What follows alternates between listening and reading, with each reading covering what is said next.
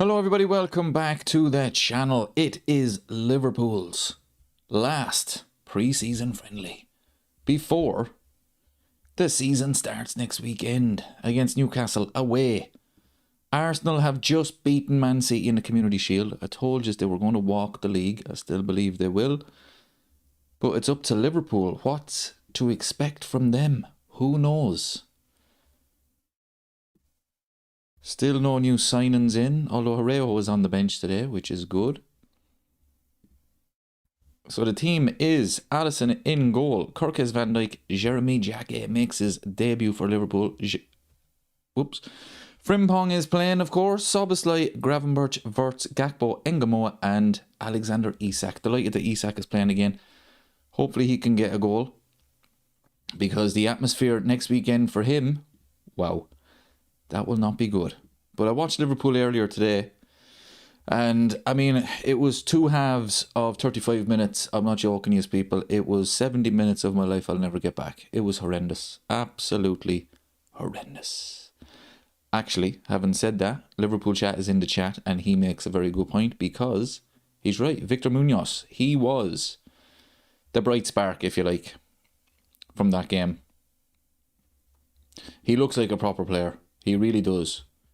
First half, he played well. Second half, he played well. So that was the only positive, really. I mean, it was woeful, people. It really was. Look, it was at the training ground. There was no fans, so it was always going to be a bit of a mess. But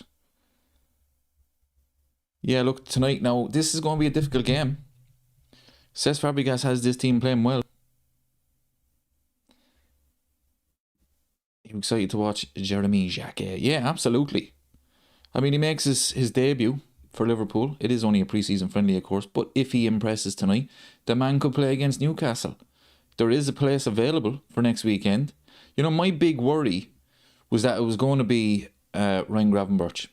That was my big worry. That the manager was going to be like, well, these lads, you know, they haven't played. We haven't got anybody in there. They're only coming back from injury. So we're going to have to go Ryan Gravenberch in there, and we'll put somebody else in midfield. So the fact that he's playing Jeremy Jacquet, the fact that Mourinho is on the bench, obviously Van Dijk is starting. So for me, hopefully it's a centre half playing against Newcastle, because people, it's a problem area. There's a place there for somebody. Come on, lads, step up now. Step up. Here we go. But I think today could be tough. I really do. I think today could be tough. Como are a good team. Cesc Fabregas has them playing well.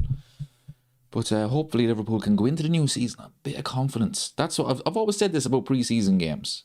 The result is not, it's not that important, okay? But it is about three things: confidence, fitness, and getting the manager's ideas onto that pitch.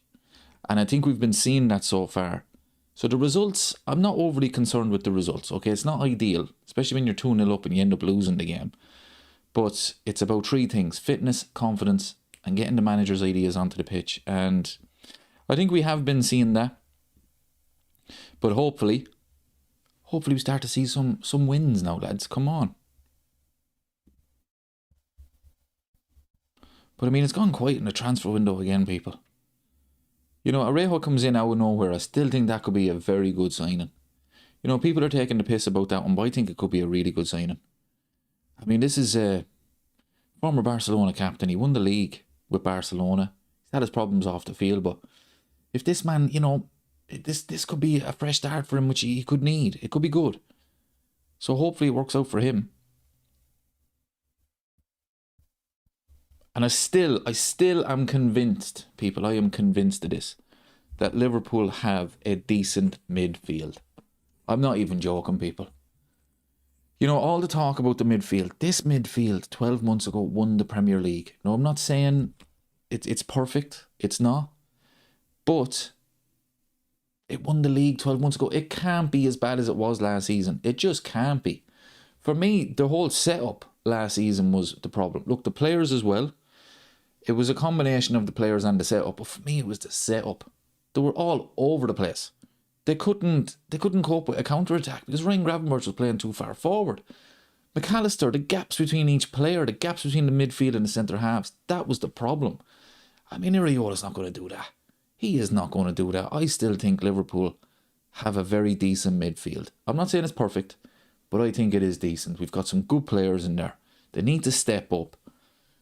I mean, Gravenberch is not a natural holding midfielder, but the man has proved he can play there. He can play that position. He can fill in. Last season was a shambles from everyone, except for Szoboszlai. Szoboszlai played well, but then a lot of times he's playing right back. You know, it really was a bit of a shambles in the setup. I remember back in, was it February we played Spurs? We drew the game 1-1. I think Spurs were on the back of 5 defeats. I think Atletico Madrid had just destroyed them in the Champions League. And everybody said, right, they have to go to Anfield on the Sunday. They're going to get destroyed. It's going to be 4 or 5, 6-0. Liverpool actually took the lead in the game, but we were all over the place. All over the place. And on the Monday Night Football, Tottenham ended up getting the late equaliser. Tottenham actually should have won the game. On the Monday Night Football, Jamie Carragher went over the gaps between the midfield players, the gaps between the midfield and the centre halves. And you're looking at it, it was February, I think it was February or March. And it's like, that can't happen. That's the setup. That's the setup of the team. So for me, Iraola has some good players in midfield, but come on, lads. Yeah, that's a good point. Look, Liverpool chat says Maka needs to show up. I'm not blaming the manager a second time. Absolutely. Absolutely. The players have to step up as well. But I just think in the space of 12 months, you cannot go from winning the league, have Real Madrid chasing you for 100 million, and then all of a sudden you look like a championship player. I just think the setup was so poor. Now, yeah, you're right. The players themselves have to step up. They do. McAllister was absolutely woeful last season. But I just think the setup didn't help anybody. It really didn't. We were so slow as well. Teams were not afraid to play us. They knew exactly how to play against us. That was one of the big problems. You know, it was just sit back, allow Liverpool to have the ball, we'll win it back and we'll counter-attack. They can't cope. You know, it was just every single game was the same. Really, really poor. But it's a new season, it's a new manager, it's a new style. So we have to be positive, people. We're going to be positive. But it is only pre-season, but I think today could be a tough game. But I was delighted, people. Absolutely delighted that Man United lost yesterday. They're getting a bit too cocky for my liking now. Getting a bit too cocky. Going into that game yesterday. Oh, Man United are back. Man United are this. Man United are that. And then they got absolutely embarrassed by AC Milan. So it just... They're getting a bit too cocky for my liking now.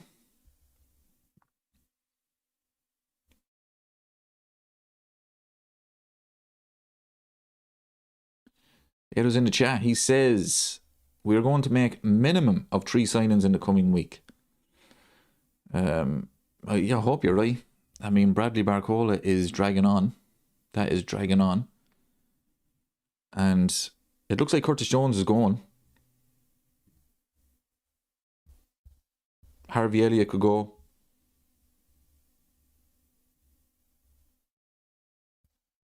But yeah, I'd agree with 3 signings anyway, at least. But I don't know. Bradley Barcola, definitely. Maybe another attacker. Who knows? Maybe a midfielder if Curtis Jones goes. We'll have to wait and see. Liverpool chat says it was so nailed on, Amorim would beat them. Yeah, always delighted for them. Just getting too cocky. Too cocky for my liking now. I mean, watching Arsenal today. Honestly, people, I think if Arsenal don't win the league, honestly, I think Arteta should be sacked. This time last year, people were saying that about Arne Slot. But, I mean, the fact that we finished 5th, it was... The thing is, right, this time last season, Liverpool brought in so many players.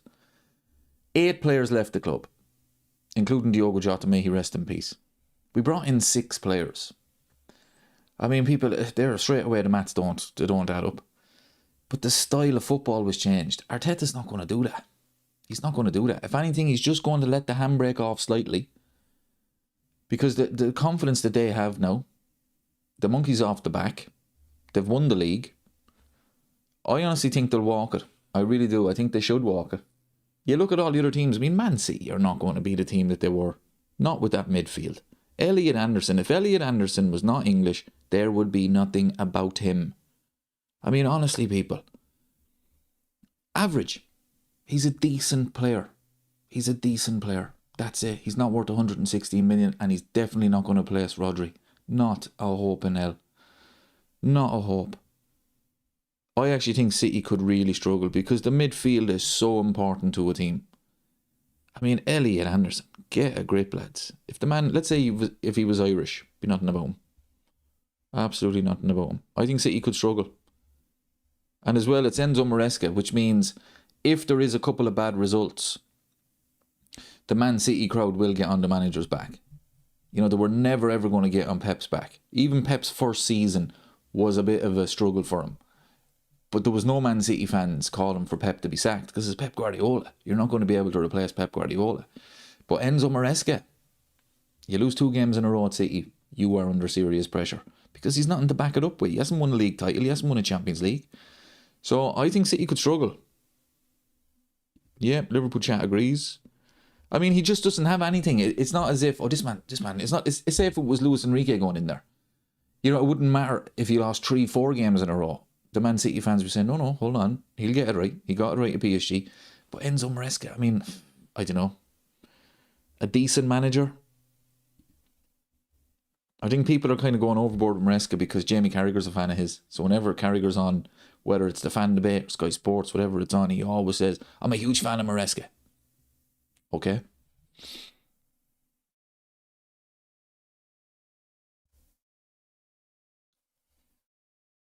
Willow says you get 100 million price tag slapped on you if you just put a shift in. Yeah, Michael Owen actually said that a few years ago about Premier League players. He says you don't have to be an outstanding footballer anymore to have a very decent Premier League career. And he's right. He's 100% right. You just need to be, as you say, put in a shift. That's all you have to do. And, you know, people look at stats now. Oh, he ran 11 kilometres there. Let's pay 100 million for him.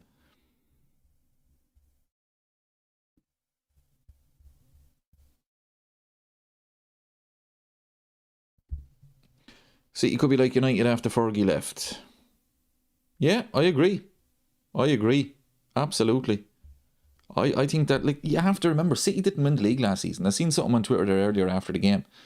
A City fan was saying, don't panic. We lost the Community Shield to Liverpool in 2022 and we won the treble. So don't be panicking. It's like, that's not the same.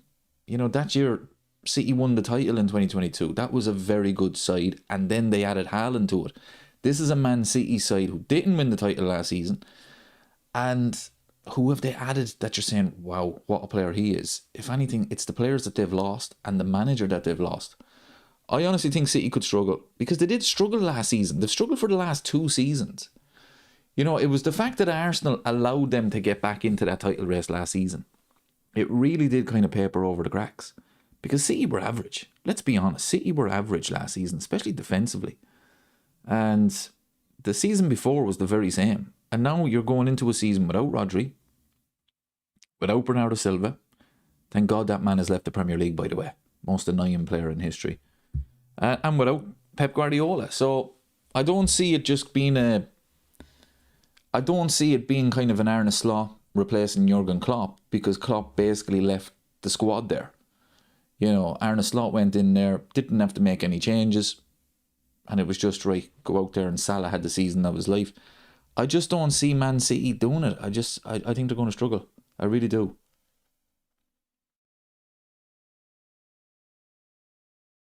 That's why I think Arsenal will walk it. I don't see who's going to challenge them in the long term. I don't. You know, at the start of the season, you could have, right, Aston Villa. Aston Villa could start the season brilliant. They're going to tail off. They really are. It's going to be the same as last season. They're not going to sustain that for the whole season. You look at Liverpool. Liverpool could start the season brilliant. You can see, wow, Liverpool are back. With the squad we have, are we really going to sustain that? I just don't see it. Man United win 2 games in a row and all of a sudden their fans get carried away. They're going to win everything. I don't see them sustaining it. I just don't see anybody sustaining a title challenge with Arsenal this season. And now, as I say, that Arteta has won it, the pressure is completely off. I think he's signing a new deal.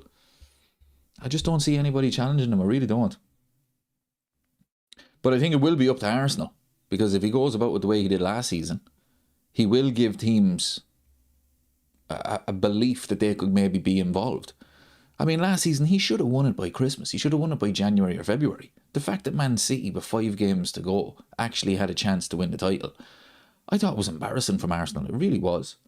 Because that was a poor City team.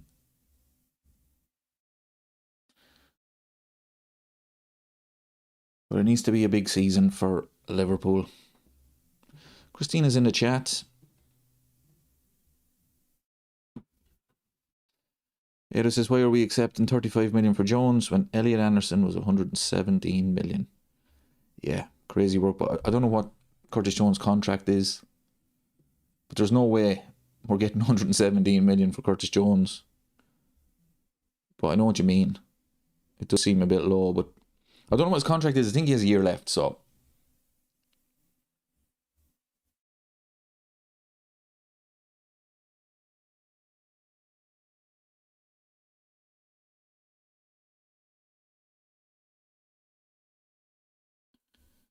Three signings is very optimistic. Personally, I only see one more coming through the door. But they're going to run out of time. What's left in the window? About 2 weeks. So, Bradley Barcola for me has to be the one. And then, I mean, it's a bit of a shambles, but I said this about Richard Hughes before. I mean, the man is leaving. The man doesn't give a shit. It doesn't matter what job you're in. As a human being, if you hand in your notice, and usually, with the likes of my job, it'd be 2 weeks notice, I couldn't give a shit for those 2 weeks. His last day at Liverpool is going to be the transfer deadline day. Does that man really give a shit if deals aren't going to get over the line? Try him out the door, lads. I'm gone. I don't know. I think it's a bit of a shambles from Liverpool.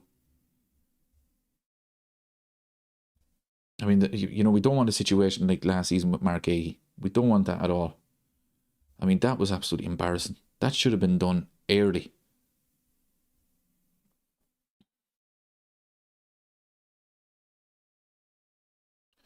Edo says, I honestly believe if we get 3 certain players in this window, we'll challenge for the title. Or maybe I'm too optimistic. Well, look, if Man United got players, if whoever got players, they could challenge. But I think the optimistic part is that we'll get 3 players. I don't know. I just can't see it. We're running out of time. We don't seem to be linked to anybody, except for obviously Bradley Barcola.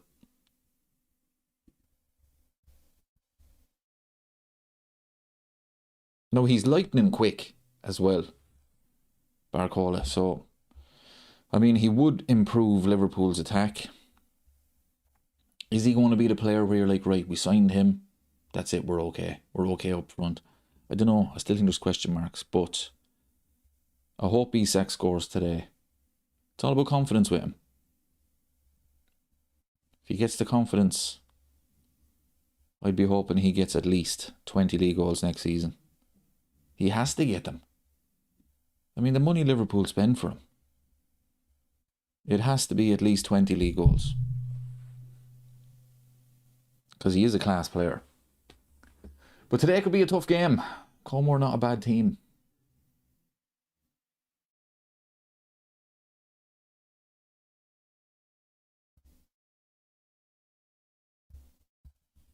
Yep, Charlie says Barkel a bit and what PSG want is far apart.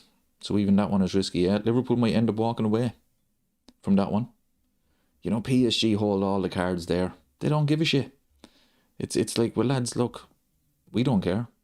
You know, if he wants to be on the bench, he'll stay on the bench. Put him with the reserves. We don't care.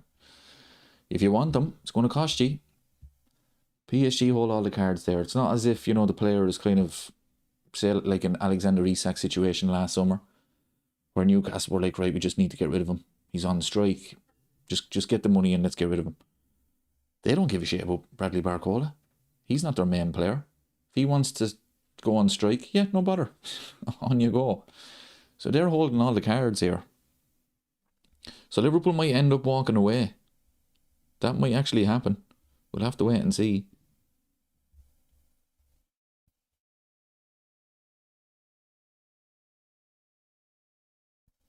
John asks, do you think Jurgen ever does a documentary like Mourinho, or would it would be so cool? Yeah, maybe one day. You know, he has the German job now, so if he was to win a major tournament with Germany, that would be some documentary. But was it the one on Prime? where I watched the first episode was pretty much about Jurgen's career. I mean, the man was a genius. He really was. I didn't watch Mourinho's documentary. I mean, I can't stand Mourinho anyway. I've never forgiven him for 2014.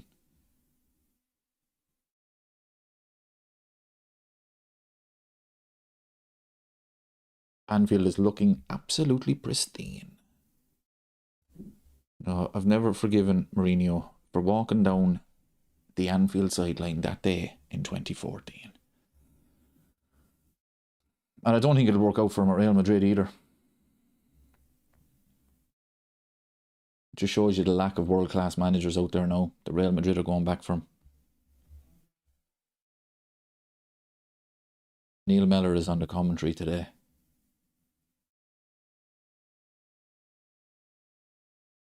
Played for Liverpool since 2002 to 2006.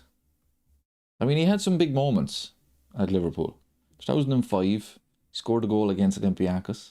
Remember that winner against Arsenal? That was some Arsenal team as well. But yeah, this is the point I was making about Trent Alexander-Arnold. Like Neil Mellor, he played for 4 seasons. Doesn't really have, you know, that importance as his career at Liverpool. But there he is now. He's working at LFC TV. He's welcome back to Anfield. Nobody has a bad thing to say about him. And Trent threw all of that away. For what? For what? Because Mourinho will get rid of him. You know, it's, to me, it would be more important to be a legend at Liverpool, like Steven Gerrard, like other players. You see them at the Legends games. And Trent just threw it all away for what? For a Ballon d'Or that he'll never win. Yeah, don't get it at all.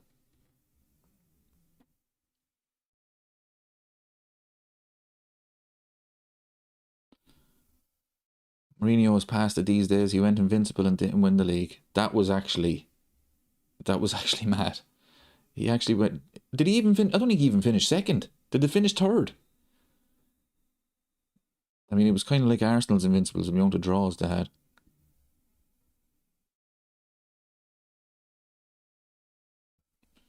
John says, I agree, the way he disrespected our fans, no class. He is now a dinosaur manager. Yep, 2014 people that day, like, he didn't need to celebrate like that. He didn't. It always stayed with me. You know, Liverpool were after the dream was gone, and he took real pleasure in that. And I don't mind that, but get off the pitch. Like, when have you ever seen him celebrate like that? When have you ever seen him do that? Never. You know, this is a manager who, when the game was over, the man would leave with about 5 minutes to go. You know, he'd go over to the opposition bench, shake their hands, and he'd be down the tunnel, even before the game was over. But this game, he's walking down right in front of the Liverpool fans. He knew exactly what he was doing. I just thought it was all about him, of course. No, I can't stand Mourinho. I hope he gets sacked before Christmas at Real Madrid. Can't stand him.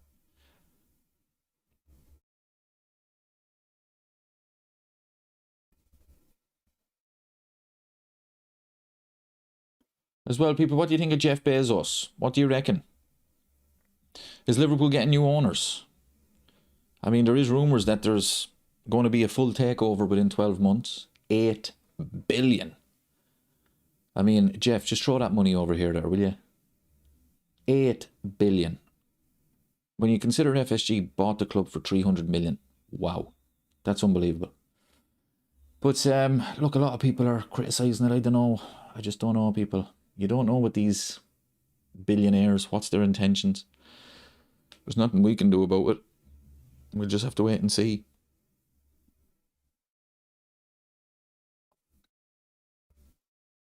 Alright, come on now, lads. Liverpool chat says, be nice to be the richest club in the world. Well, we're already the biggest club. The classiest club. We might as well be the richest club.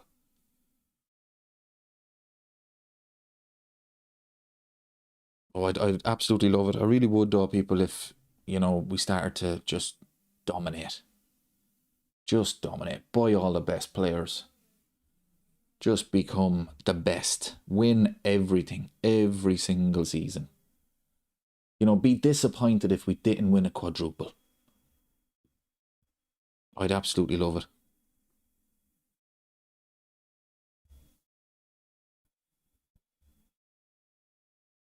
But look, FSG they've been decent owners, people. They really have. You know, I've been supporting Liverpool now since the mid-90s. And when they bought the club, I remember a friend of mine said that they ended the Boston Red Sox wait for a World Series. I was thinking, oh, here we go. Okay, these lads, they know how to win. So, you know, at the end of the day, they got us the Premier League.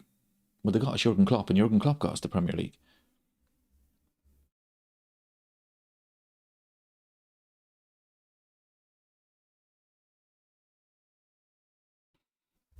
Western States says hopefully they will go for the full takeover.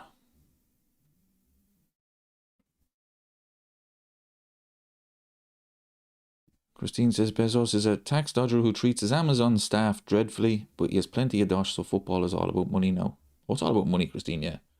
100%. I mean, it's all about winning. You know, the fans don't really care about anything else except for winning. In my opinion. And that, do you remember when the Super League happened? So everybody was given out, rightly so. It was absolutely shocking. One of the clubs that I thought the fan base was very quiet was Man City. Why was that, people? Man City were winning. They were dominating. All those Man City fans were like, well, Jesus, I'm not going to protest against these lads. Look at what they're giving us. You know, so it is.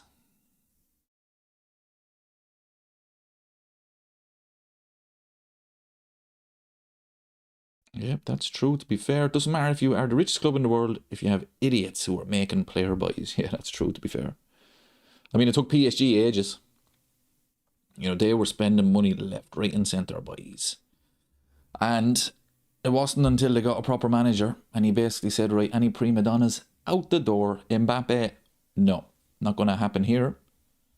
So yeah, but still, imagine if Liverpool were linked with the best players. I'd love it. I really would. Right, come on now, lads. I want to see a confident performance. I want to see a win.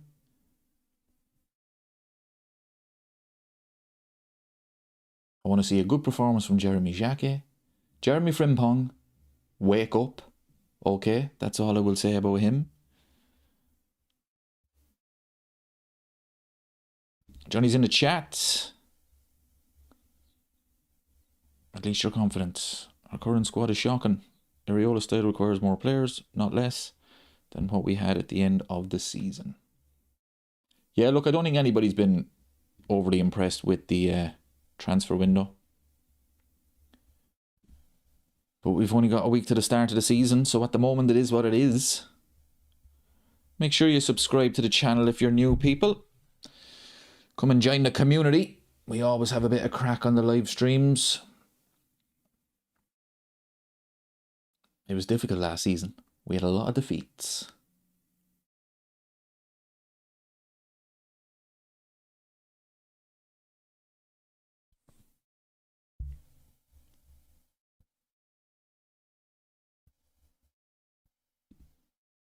Right, the scoreboard is ready to go. I added in the crests. What do you think, people?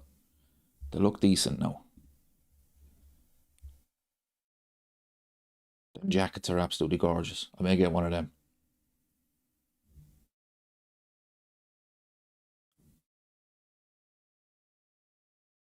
Back to work on Tuesday, people. Oh, Jesus, lads, the thought of it. 2 weeks off I had. Back to work. Oh, Jesus, I don't know. Jeff Bezos, if you're watching, hit me with $1 billion there, will you?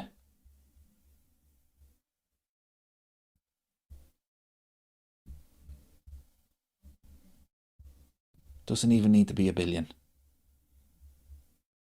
How much would I need to retire? Right, I'm 42. I was 42 last week. About 200 grand. Maybe less. Maybe less. Jeff, if you're watching, donate to my retirement fund.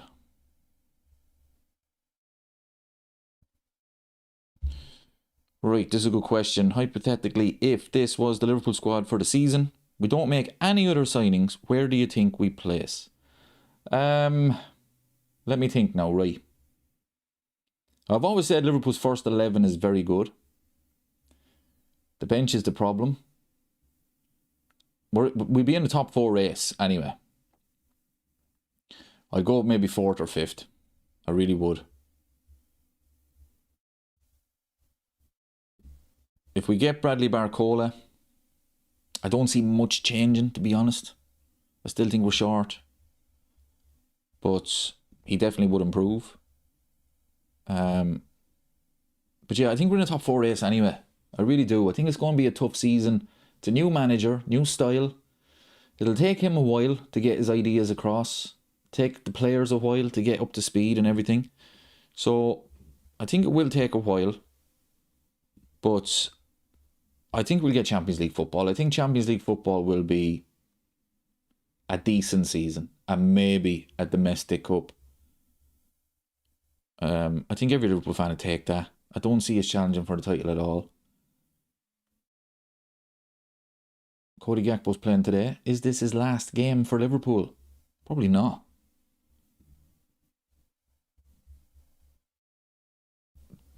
Right, let's get this scoreboard ready. Come on, lads. Last pre-season friendly of 2026. Let's get a win now, people. The last 2 have been an absolute disaster. I'm not counting the earlier one today. That was at the training ground behind closed doors, I mean. But 2-0 up against Leeds, lost. 2-0 up against Monaco, lost. There's Jeremy Xhaka, gets his first touch. That's decent, people. That is decent. That's decent. I like it. I like that. That was good. That'll be good for his confidence. That was a good start for him now.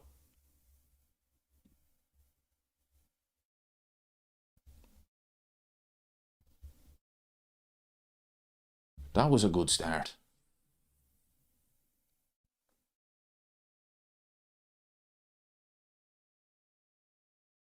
I'll tell you what I did like against Monaco though. Liverpool were getting the ball forward as quickly as possible.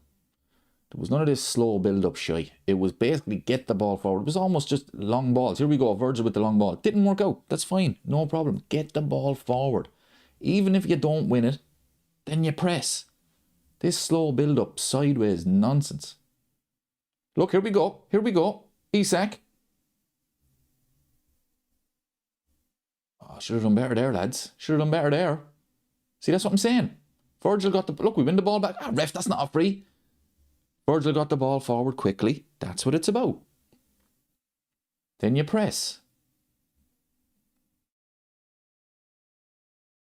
The problem is the counter-attack. Can we cope with a counter-attack? This is the problem.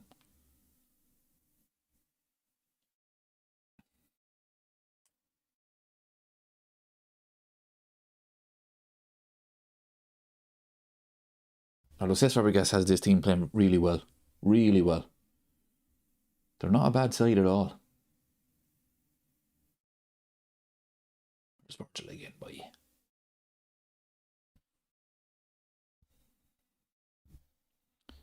Well, it was a good start from him. A really good start from Xhaka. Really good. Yeah, I hope he doesn't make a mistake now or anything like that.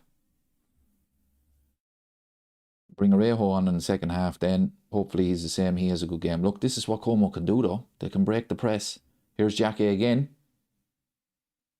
No, it's not. Is it? It was. Oh no, it's Frimpong. Wow, Frimpong. Good defending, Jeremy, there.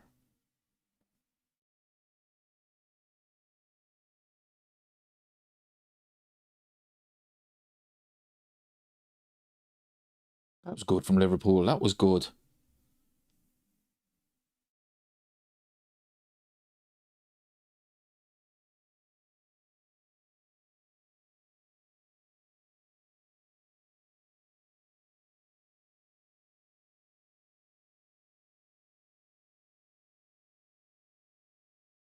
Here's Gakpo. Get it forward quick, Nilo, lads.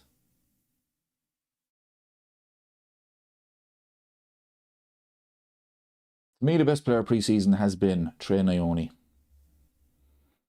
I think he has to start, people. He has to start more games. I think he looks class.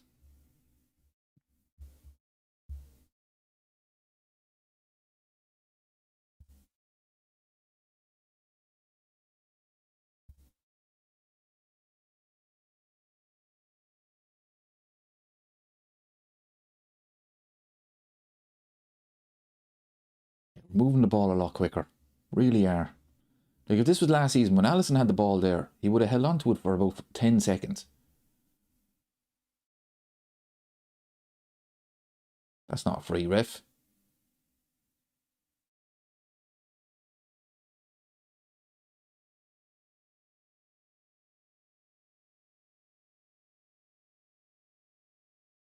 Let's get the likes up, everybody. Subscribe to the channel if you're new. Yous are more than welcome. It's the last pre-season of the summer, people. This time next week, the game will be over. We will have known. Have Liverpool started the season with 3 points? Or a defeat? Newcastle are a shambles. They have a new manager. I mean, the team that beat Liverpool in the Carabao Cup, I mean, that's gone. That's completely gone. So, I mean, Newcastle are being tipped by some people to actually be relegated. Liverpool have to go into that. Just win it, lads. 3 points. Start the season. But of course, Liverpool don't want it easy, so.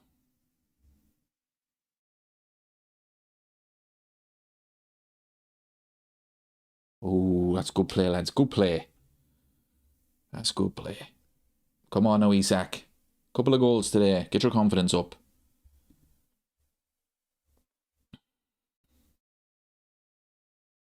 Here we go. We're pressing again. Don't let them out. That's it, lads.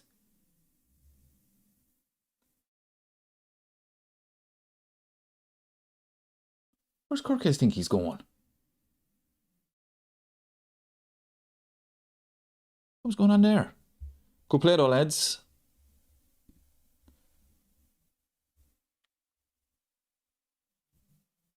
Let's get the likes up, everybody.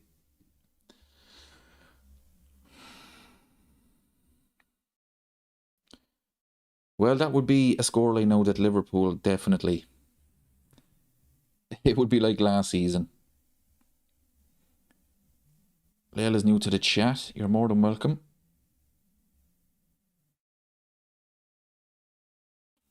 I mean, yeah, I mean, the blood pressure was definitely high watching Liverpool last season. It really was.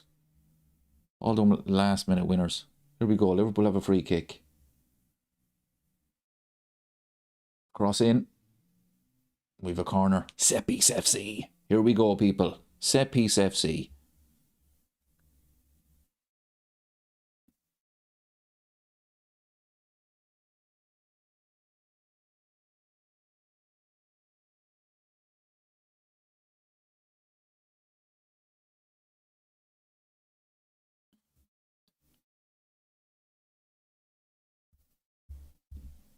Thanks very much for that.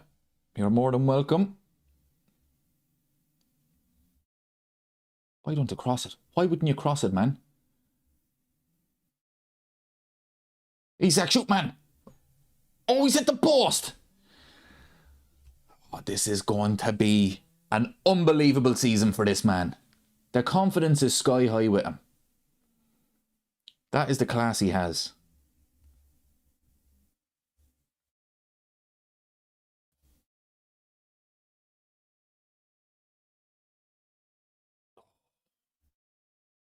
Keeper must have saved it. Was it a deflection or the keeper? It was a deflection. Unlucky, lads.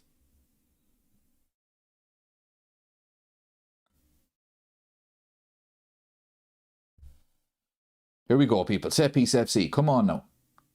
Ah, that's poor. Who took that? Obviously. That was so poor. And we end up back nearly at the goalkeeper. Oh, jeez, I hate that. Remember last season, people? We had one rule. One rule at corners. Do not hit the front man.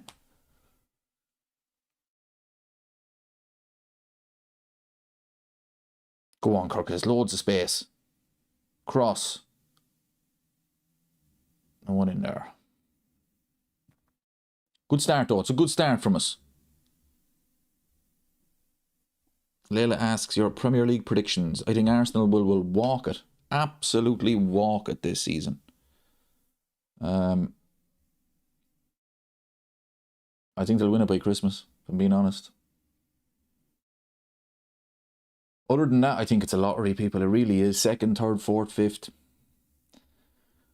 I think it's anybody's as far as that is concerned. I mean, you look at Liverpool, so many question marks. City, so many question marks.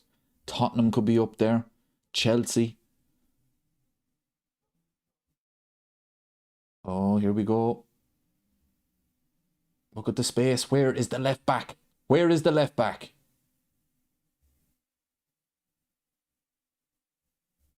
It's good defending though, lads. Good defending. Corner, is it? Where was the left back there, people? Kirkes, switch on, my man. Switch on. You know, you're not Luke Shaw. Come on. You can do better. He is a bit of a problem, is Kirkes. I like him. I do like him. But defensively, I don't know. I tell you what I don't like about him as well. When he's defending one-on-one, he defends with his hands behind his back. I hate that. I really do. You can't defend properly like that. I know with the handball rule and all of that, I get it. But seriously, you can't defend properly like that. Here's Como with the corner. Cross in.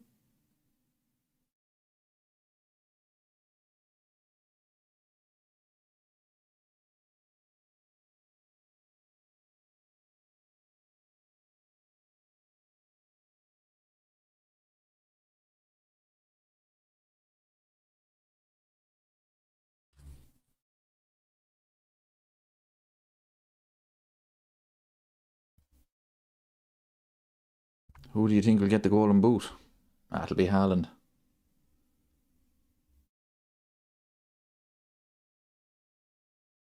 Well done, Cody Gakpo.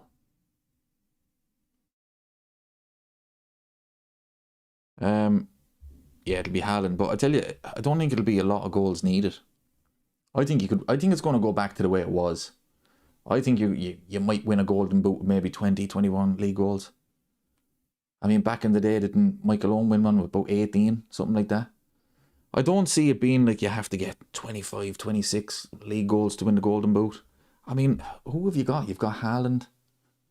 I mean, Gyökeres. Come on, people. They're the champions. Isak, obviously.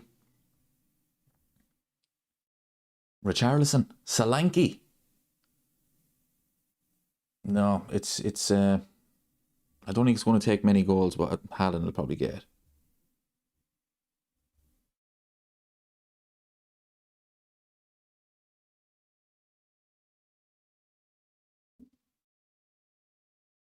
Liverpool on the attack now. Come on, lads. Rio and Gamora's had a quiet start.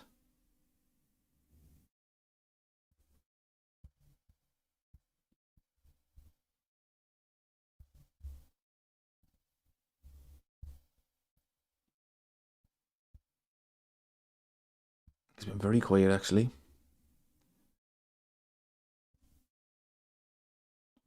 Wirtz has had a quiet start as well. What do you think, people? I mean, what way is it going to work with Wirtz? I was watching Jamie Carragher there the other day. Here's Gakpo. Oh, Isak, man. Unlucky. Unlucky. Oh, that's unlucky. First touch, it bounced off him. Good play from Gakpo. Oh, look, here we go. What do you think about Wirtz, people? I mean, oh, look, Homo's on the break here. This is what they're capable of. Oh, this is brilliant. Look at this. Don't be injured. Is that Jack A down? Oh, don't be injured. Jeremy, just don't do this to me now. No, you're alright. You're alright. You're alright. I mean, Florian Wirtz, if he plays in a number 10, right, you're going to have... This is why I think Trey Ione needs to play as a holding midfielder. So then you could have Trey Ione and Szoboszlai and Wirtz in the 10. Jesus, people, that's a wide open midfield.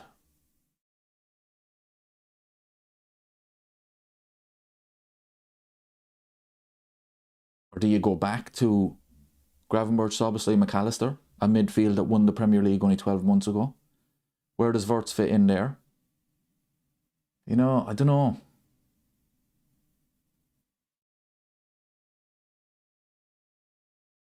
Brilliant. Yeah, see, this is what I'm talking about, people. This is what I'm talking about. It needs to be quicker. Wirtz, come on, man. It needs to be quicker. Isak done the hard work. He pressed. He won the ball back. He hadn't a clue what to do with it. This was the problem last season. He doesn't move the ball. He doesn't see the game quick enough, in my opinion. Doesn't see the game quick enough. Said that about him last season. Nice. I like this, Dave. Fair play. City first. Snooze Arsenal second and City to go down. I like it.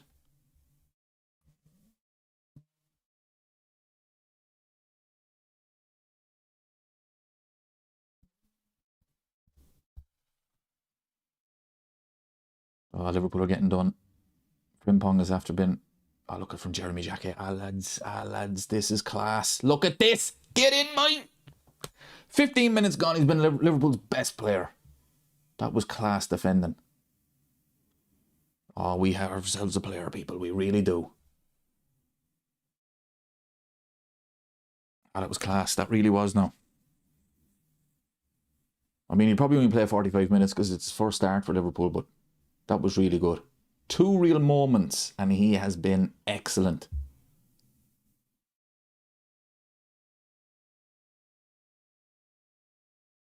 Here's Wirtz again. Oh, come on, see the game quicker.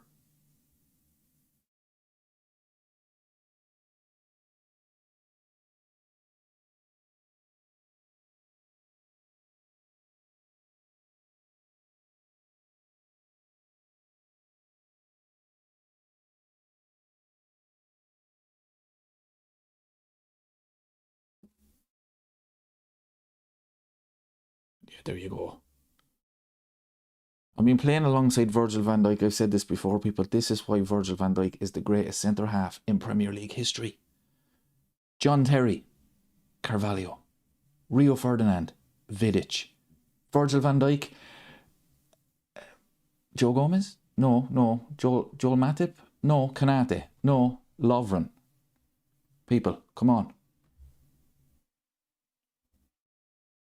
The greatest centre-half ever. All of those players that I just mentioned have improved playing alongside Virgil van Dijk. Every single one of them. Every single one of them.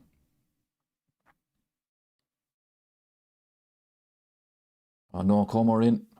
Good defending. Good defending, Jeremy Frimpong. Alright. Now, Jeremy Jacquet now has looked really, really good. So far, people. It's only 16 minutes gone. Trey Ione, Jeremy Jacquet. Get them into that team. Yeah, it's decent defending from Frimpong now, to be fair. Looked like he was done. He got back.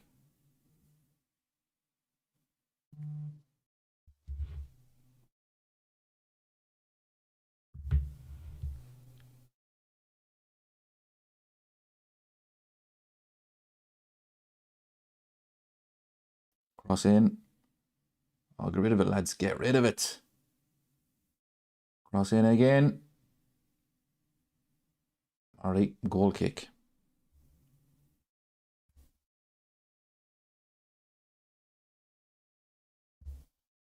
Thanks very much, my friend. Much appreciated.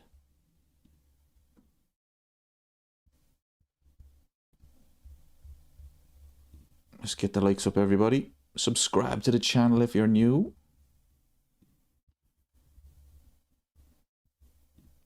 Nat Phillips, the legend. Statue. When are they starting the statue for Nat Phillips? He deserves it. He absolutely deserves it.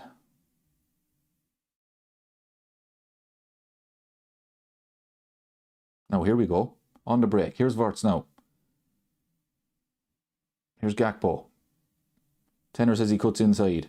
Oh, lovely. Wirtz. Unlucky. Alright, unlucky. It's good play, lads. It's good play. That's good play. I like it.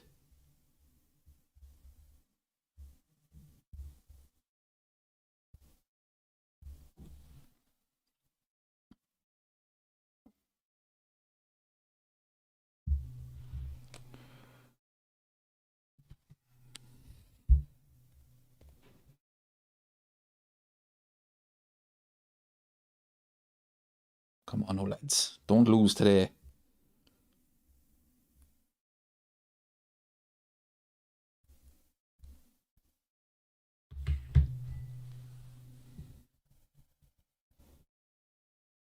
"18 minutes gone, no shots on target." The big story so far is Jeremy Jacquet. We could have ourselves a proper player here now. Como's on the attack again. They're in. They're out.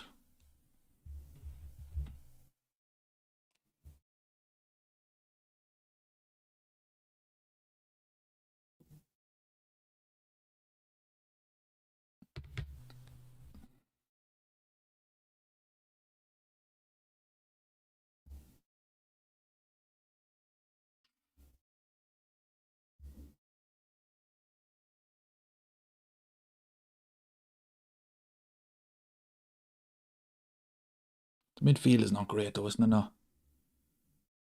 We're not controlling the game as much as I would like.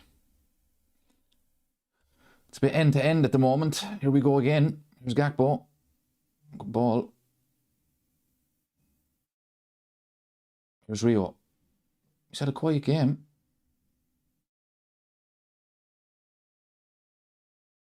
He's had a quiet first 20 minutes.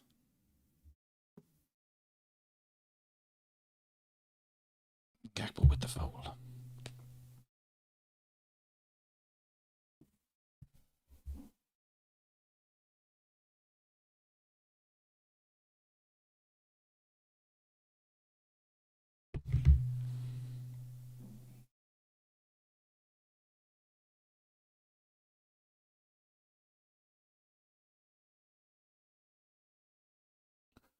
Go on, Isak, you're in. Help him out. Shoot. Shoot. Soboslai. Oh. It's the press again, people. It's the press. This is what we're talking about. This is what we needed last season. The press. Put the goalkeeper under pressure. We win the ball. We should be 1-0 up. Look at this, people. Look at this. Alexander Isak. It's a poor back pass, but that's because Isak is there. Need to be hitting the target.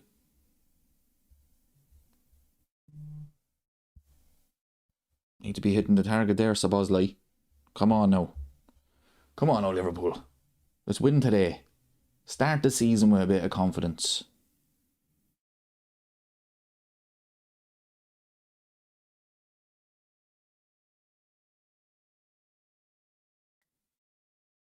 Isak is going to get some reception next Sunday. Because he's definitely going to play.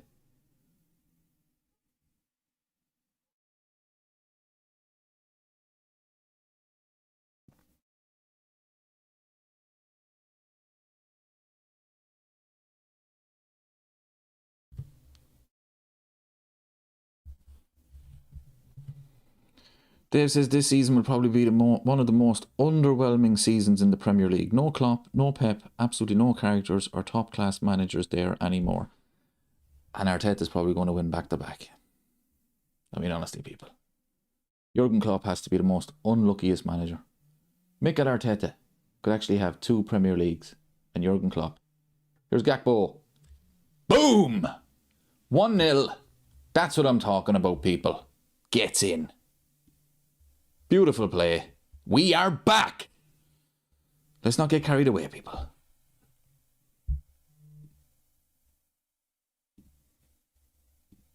Never doubt with him. Frimpong. Cuts inside. A ball to the back post to Cody Gakpo and a beautiful finish. Yeah, that's decent, people. That's decent play.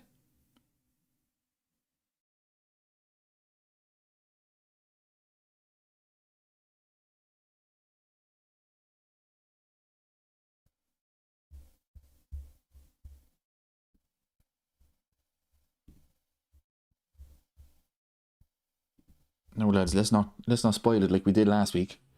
Let's go and win the game comfortably. Let's put on a show for the fans.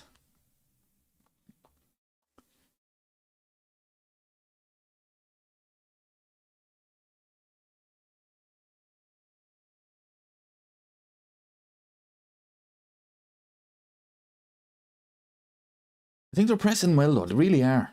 But they don't have the control in midfield. That's the big problem for me. What did you doing, man? Counter-attack looks good though as well. Isak is out wide now.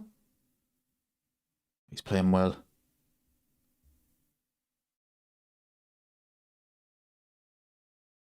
He's turned from Wirtz. Oh, Jesus, Wirtz, what the fuck was that, man? Give him a chance. Will you give him a chance? Lads, I don't know. I don't rate him. I really don't. I don't rate him at all now. Oh, he's going to have to improve. Like, that's an easy pass. Kirk is in acres of space. He really is.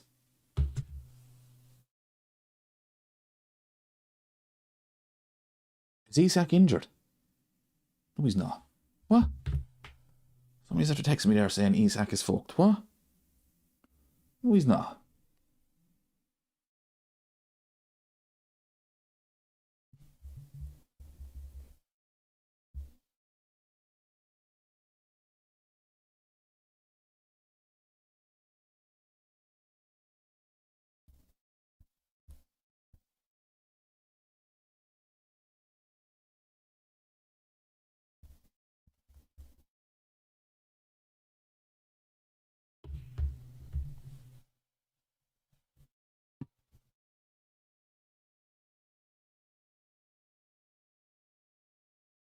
Isak's not injured, is he?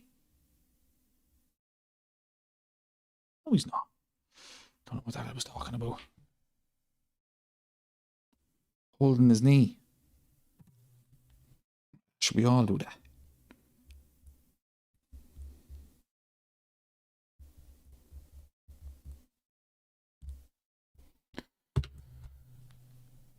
Especially when you get to his age. The knees are dodgy. No, he'll be alright.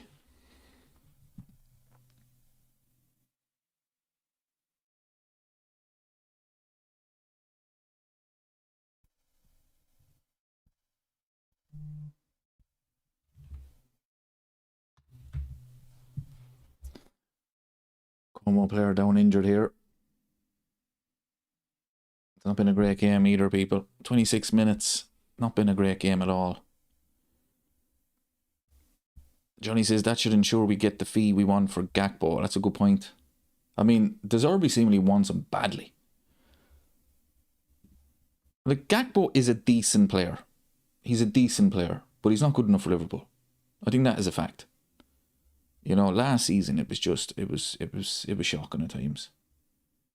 So if Liverpool could get 60, 70 million for him, it'd be like, wow. I don't understand why the club would want... No, maybe they're just playing hardball. But I don't understand why the club would want to keep him. You know, I think his time is up. And fair play to him. Fair play to him. Look, won the league.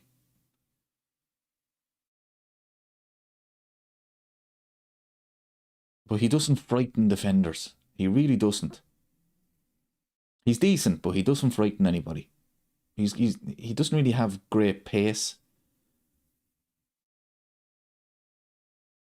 He's too predictable in my opinion. Lads, Jeremy Jacquet looks class. Look at this. Lads, he looks absolutely brilliant. He really does now.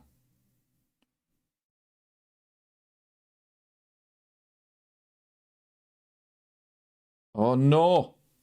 After I only saying it.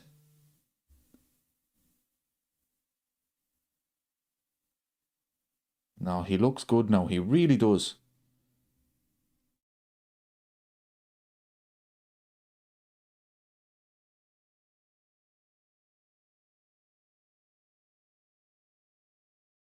Here's Wirtz.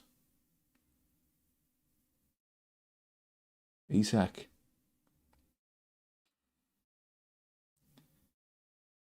No, I'll tell you, that's not linking up at all.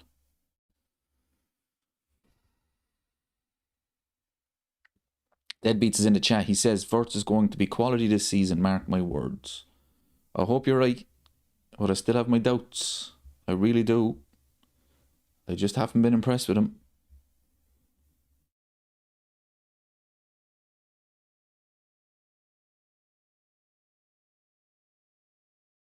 I don't think he sees the game quick enough. I think he's Curtis Jones with a bit more PR. Here he is again, look. Like, that's poor, lads. That is poor. He's not seeing the game quick enough. You're turning into trouble. There's 3 players around you. Get rid of the ball quickly.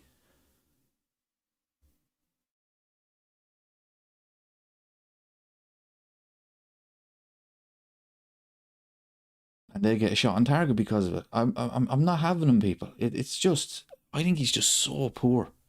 I mean, if Wirtz cost, let's say, 35 million, I don't think any Liverpool player would care if he was on the bench.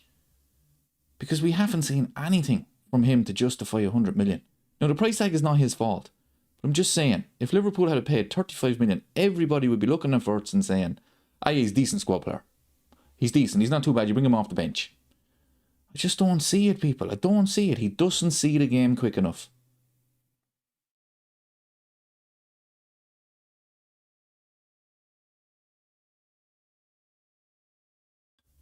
Liverpool are dealing with the corner as well.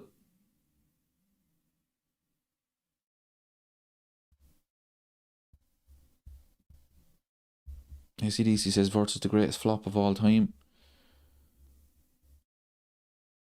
Look, I will give him another season. But, jeez, he has to improve, lads. He has to improve. He's been so poor today. Now, it is only pre-season. I get that. Come away with a shot. But it's just, I mean, he's not seeing the game quick enough. This is supposed to be the most creative player on the pitch.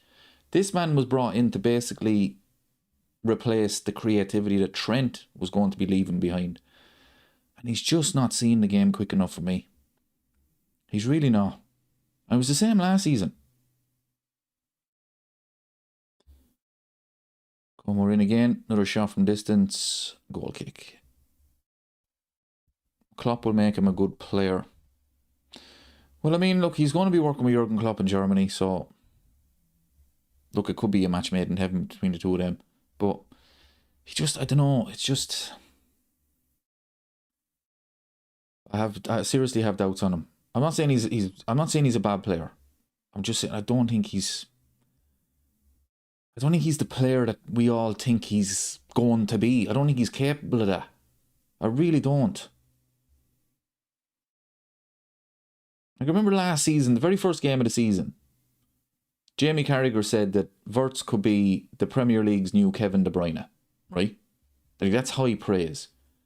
But I've never watched Wirtz and said, wow, Wirtz was the best player on the pitch. He ran the show. I've never watched him and thought that. Never.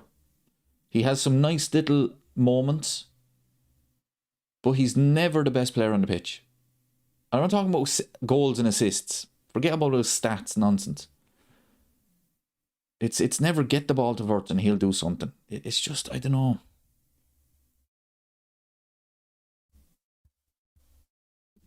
The German players don't make it in the Premier League, in my opinion.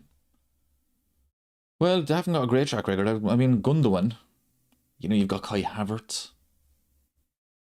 Kai Havertz is terrible. I can't really think of anyone else. Sané was decent. He wasn't there for that long. What was it, 2 or 3 seasons?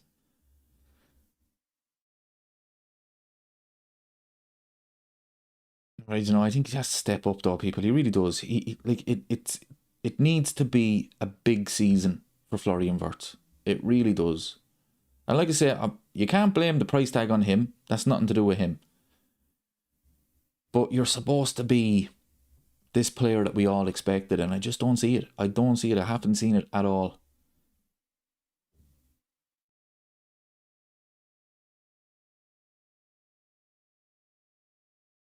It's unlucky.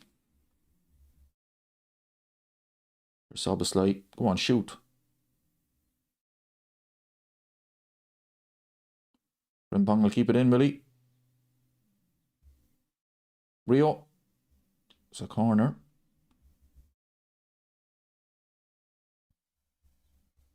First half has been, I mean, it's been poor, people. 33 minutes gone, it's been poor. But the second half has been Liverpool's real Achilles heel. So we'll have to wait and see what happens. But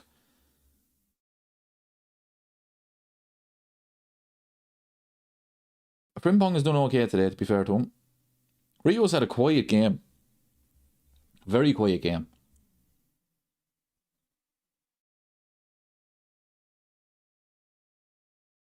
Jeremy Jacquet has been the big story for me so far. He's been class. Virgil up with the header. It's cleared. Frimpong being the last man, obviously with the pace, but Jesus, that would frighten the shit out of me, people. Frimpong being the last man. Jeremy Jacquet gets the foul.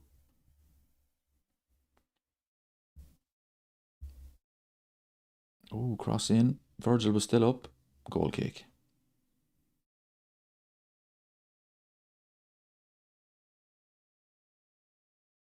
He's claiming the corner. Willow says, watch how quick Jacquet is to recover from misplacing a tackle. Look, actually, now what you say about a tackle, the only criticism I'd have of Jeremy Jacquet so far is he seems to like a tackle. I don't like that with defenders. I know that you might say that doesn't make sense, but for me, I always go back to Maldini's quote. If you have to make a tackle, you've already made a mistake. Virgil van Dijk, the man wouldn't dive in. He would just control the situation. So whenever you see a centre-half that likes to tackle, and he looks like he likes to tackle, it's dodgy, people. It's dodgy. It gives me Aaron Wan-Bissaka vibes. And that's not good. But no, he's been very, very good. 35 minutes gone. It's been an excellent debut from him.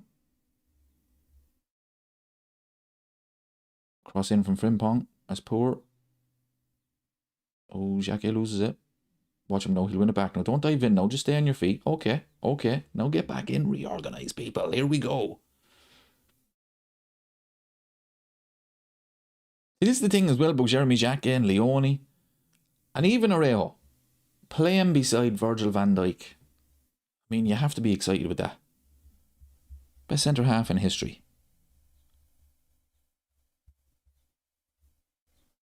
Oh, Colmore in. They're very good at that in midfield. Very good at that. Those little 1-2s. Oh, that's poor, lads. Oh, look at this again. Look at this again. Number 5 on his back. Oh, that's another brilliant piece of defending there now, people. It really is. This man is having a half. He really is now. 100%. He has been Liverpool's best player this half. It really, he probably won't be out for the second half because this is his first start of the pre-season. But he has been absolute class. It's about reading the game. For me, centre half, read the game. Read the game. Don't be just diving in. Read the game properly. Just Colmore quite good at that. They really are. Runners off the ball. In behind.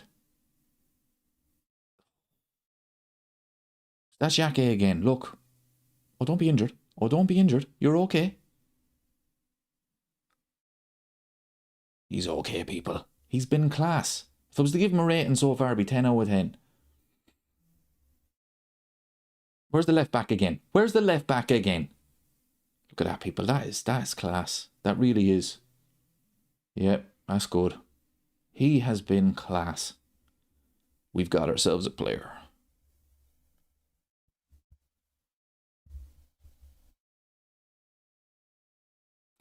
Corner in. No, they're taking a short one. Lads, I'm sorry. He was offside. That's poor. No, Jacquet looks class. He's been Liverpool's best player. Watch Wirtz at the World Cup. Poor. Keep wanting it to happen, but just looks like it's not going to happen. I watched him at the World Cup as well, people, and the problem he has... I mean, the very first game for Germany... I forget what the score was. It could have been the first or second game anyway. He got an assist. I mean, it was a 5-yard pass. And I think the goal was either on the edge of the box or just outside the box. It was a brilliant finish. But it was a 5-yard pass. I checked social media after the goal and it was like, Wirtz with the assist. I was like, lads, come on. Come on. Stop with this nonsense now. Watch the games. Watch the games. Michael's in the chat. He says, who are you talking about? We're talking about... At the moment, I'm talking about Wirtz, but I was talking about Jeremy Jacquet. Liverpool's best player. But at the moment, we're talking about Florian Wirtz. I just don't see it with him, people. I just don't see it with him. Look at this from Jackie. Look at that from a run. He didn't get the ball. He didn't need that. He blocked off the run. That's what I'm saying. Read the game. You get a centre-half that can read the game. It's brilliant. He has been excellent. He probably won't come out for the second half, but he's been 10 out of 10 this half. He really has. This is the story for me for the first half. Liverpool's 2 best players a pre-season so far has been Trey Naoni and Jeremy Jacquet.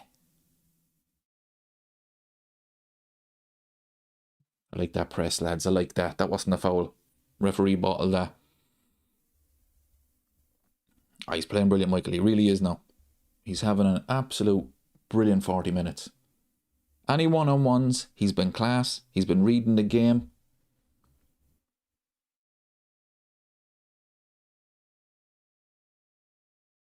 No, he's been excellent now. He really has. I don't know if he'll even start against Newcastle. I mean, it's his first start of the summer. So I don't know what the manager's going to do next Sunday. But I tell you one thing, if this was an audition for him, he's definitely passed it so far. He really has. What's the referee giving here now? The ball touched him. Just play on, really is. It's only a friendly.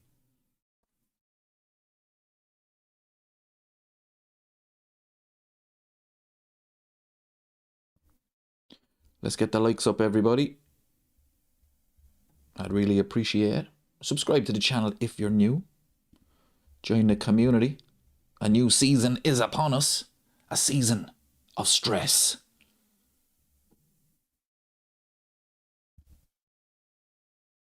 No, he is no Johnny, to be fair. So far. Long season to go. I am kind of worried, a little bit worried, about the fact that he could be a little bit injury prone. I don't know. I mean, he missed a big chunk at the end of last season with a shoulder injury. But hopefully he's not. That's nice play from Liverpool now. That's nice. Here's Wirtz.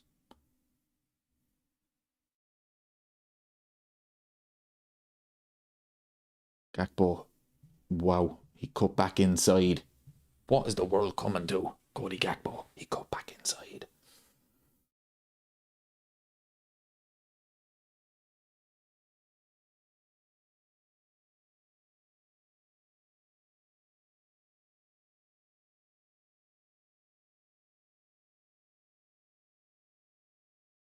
Yeah, come on, give it away. Here we go.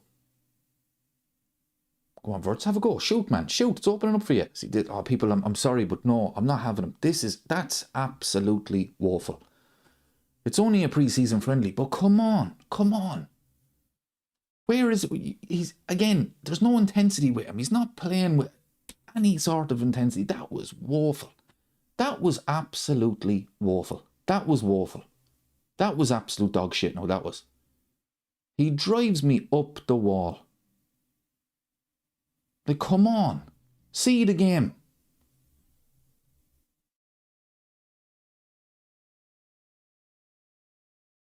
I think he's a sub, people. I really do. I think he's a sub. I don't see him starting for Liverpool if everybody's fit.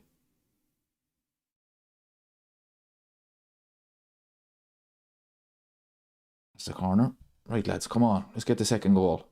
Liverpool love a 2-0 lead. We've never lost a 2-0 lead. Ever. In history. Since right now.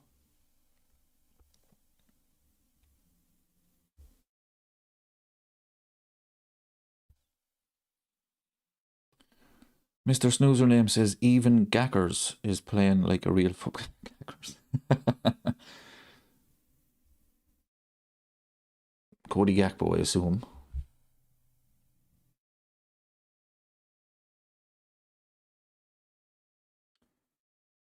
Cross in to Virgil. He has it again. Go on, shoot, Virgil. Nice play. Cody. And it's a goal. Alexander Isak. Is it? Oh, it's Jeremy Jacquet. It's Jeremy Jacquet. What? This, people. What a player we have, people. What a player. What a player we have. That sums it up. His first half has been absolutely class. He deserves that. Number 5. Jeremy Jacquet, welcome to Liverpool. You have been the best player this half. He has been flawless defensively. And look, the man can get himself on the end of a beautiful ball. Tap in. That is class. That's a striker's finish. That's what I thought it was Isak. Look. Beautiful. Oh, what a debut the man has had. What a debut. What a debut this man has had. He has been class. Man of the match by a country mile.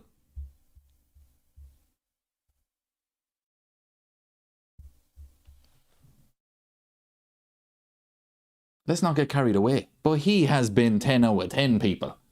Defensively, he has been flawless. And now he has himself a goal. Ah, that was brilliant now. Fair play to him. What a debut.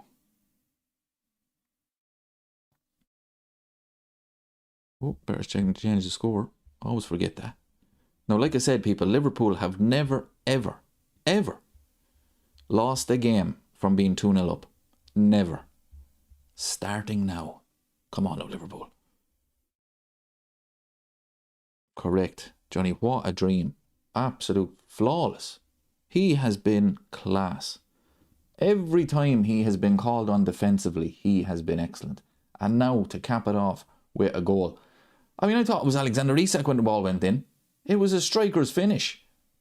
What was he doing up there?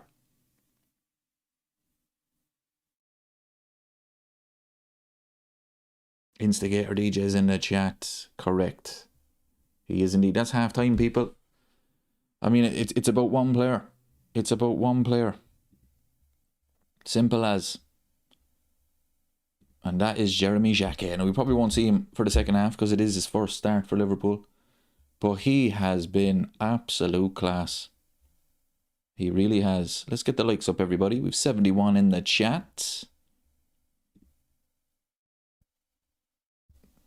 I mean, if this was an audition for him to start against Newcastle, he has passed that with flying colours. Now, the game might be too soon for him. It's only his first start of pre-season. So, fitness-wise, I don't know, do you start him, Premier League? A bit more intensity. I don't know what the manager is going to do. But, I mean, he's given him a headache. And that's a good sign. It really is. He's definitely given him something to think about. Yeah, Jacquet more clinical than Isak. Put Jacquet up front. No, it's been an unbelievable debut from him. It really has. Do we have ourselves a proper player now? Is this the long-term replacement for Virgil van Dijk? I mean, that's what we should be asking. Because, unfortunately, we're going to have to be listening to that this time next year. Virgil is going to be heading out. He's going to be gone.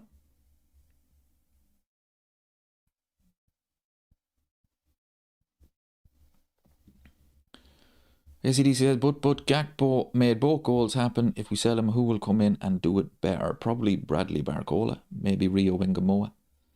He could play on that side again. Look, if you got 70 million for Gakpo, you have to sell him, people. You have to sell him. You know, last season was he's just not good enough. Let's be honest. He is capable of a decent performance. But, no, he's not good enough for Liverpool. We're looking decent. Still losing the ball in dangerous areas, but vastly improved. Well, another big disappointment for me, people, is Florian Wirtz. I don't see it with him. I don't see it with him at all. I don't think he sees the game quick enough. His passing at times is absolutely woeful. You know, what Isak there a couple of times, won the ball back, pressed absolutely brilliantly. The ball ends up with Wirtz, and it's like as if he hasn't a clue what to do with it. You know, you have to play with a bit more intensity in your game. Come on, man. The Irish King is in the chats.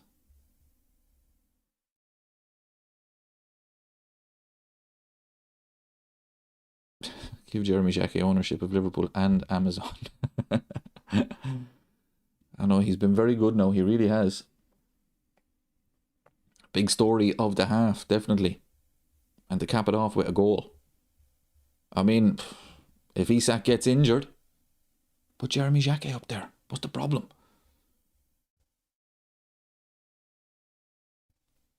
Do you give Virgil an extra year? Depends on next season. Look, if he can still play, I'd give him an extra year. We'll have to wait and see what happens. But do we have his replacement? Are we getting carried away here?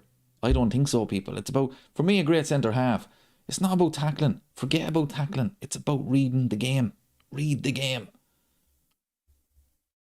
I'd never forget Aaron Wan-Bissaka when he joined Man United.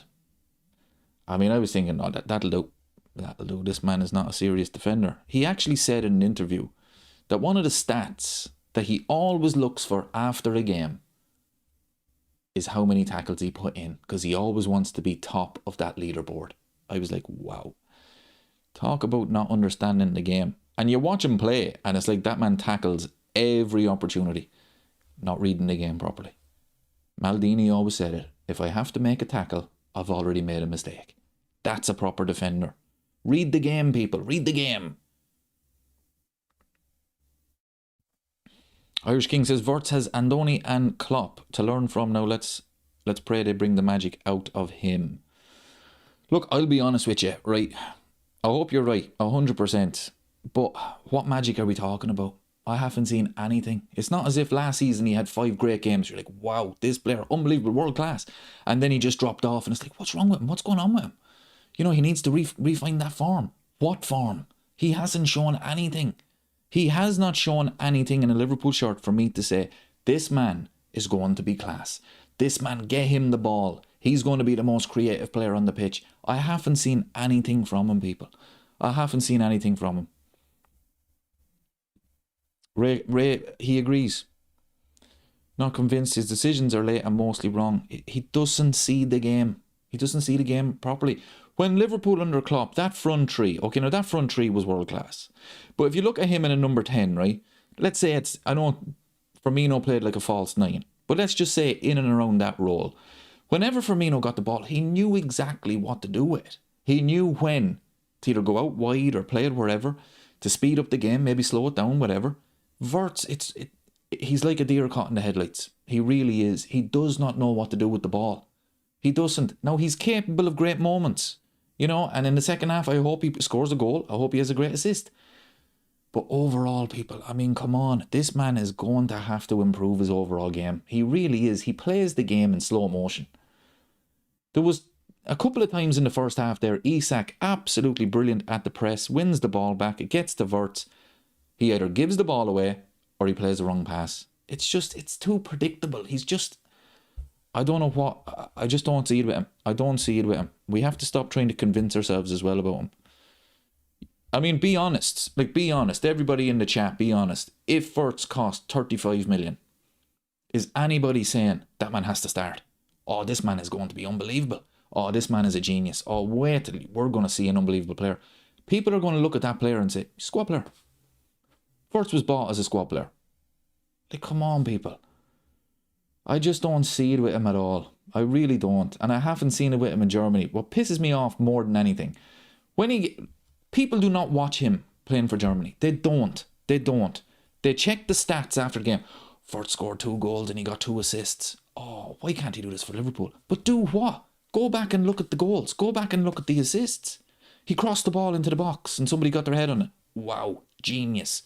He hasn't done anything in Liverpool shirt, people. He hasn't. I just don't see it with him. I don't. Kieran says Wirtz is the weakest link. Doesn't even look up to it physically. He doesn't. He plays the game in slow motion. I said it about him last season. He plays the game as if Liverpool are 3 or 4-0 up. If Liverpool are 3 or 4-0 up, you play like that. No problem. No problem at all. Play like that all you want.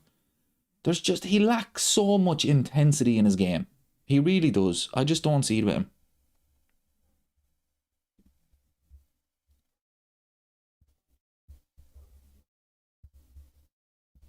Mark says, if I remember rightly, Rush didn't start well either. That's fair enough. That's fair enough. A striker is all about goals. If you score goals, you're doing your job. No problem. Florian Wirtz is not a striker. That man needs to do more to impact games. It's that simple, people. It's that simple. I don't care if Wirtz goes. There's 38 games in a league season. I do not care if Wirtz does not score a goal. I don't care. I don't care about stats.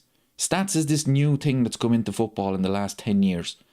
It's the influence from America. It really is. Let's look at the stat line. Who gives a shit about the stat line? You could be man of the match in a game and not score a goal. You could be man of the match in a game and not get an assist. I don't care about stats, people. I don't. I always go back to one of the greatest goals I've ever seen. Lionel Messi against Real Madrid, Champions League semi-final at the Bernabeu. Who got the assist? We all remember the goal. Goes in and around 3 or 4 players, scores in the bottom corner. Who got the assist? Sergio Busquets. All he did was stop the ball with his foot and Messi took it off him. He got the assist for that, people. Come on. Stop looking at the stats. Look at him play. He plays it in slow motion. Not impressed with him at all. Not impressed with him at all. I think if everybody is fit, I don't see him getting into that team. I think Iraola could get pissed off with him very, very quickly.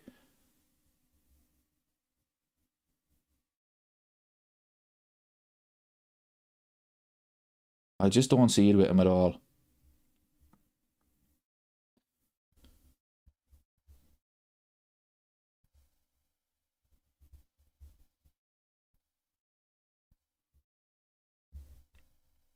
Irish King says, I think Rio playing out on the right is setting him back a bit. He definitely looks better on the left.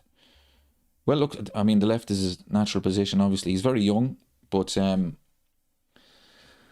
he's very quiet today. Very, very quiet today. Now, he played on the right for England before the World Cup, and he was man of the match. He was phenomenal. It was probably his best performance out there. But I honestly think the way Liverpool are doing business this summer with Bradley Barcola, they're almost hoping that Rio can play out there, so that's a problem solved. Got away with that one, lads. Barcola can play out there. Rio can go out there. He can replace Mo Salah. We don't have to spend money there. But I mean, it's a gamble. He's not used to playing the position. He's been very anonymous today. Now look, he's very young, but I don't know if it'll work. I really don't.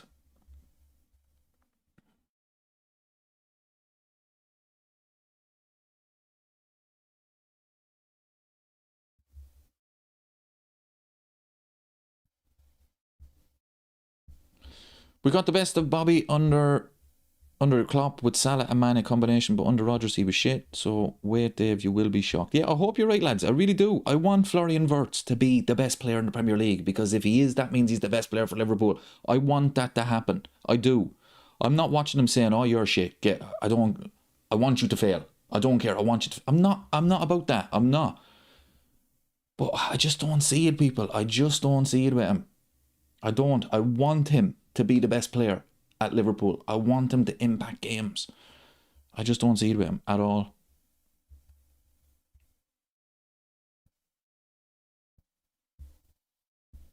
Yeah, that's fair, yeah. No problem, Martin. Absolutely. As I say, I hope I'm wrong. I just don't see it with him. I think he plays the game as if we're 3 or 4-0 up. I don't think he sees the game quick enough.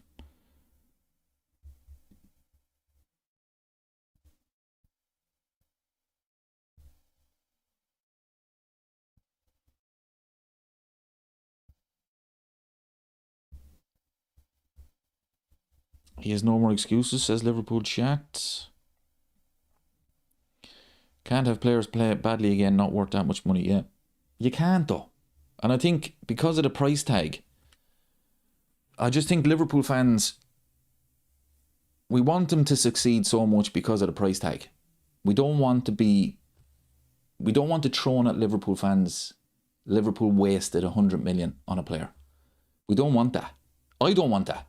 I don't want people to be saying, Jesus, sure, you wasted 100 million on a player. I don't want that. I want him to be the best player in the league. But I just don't see it, people. I don't see it. And even pre-season. I mean, I don't know. I hope I'm wrong, but I don't think so.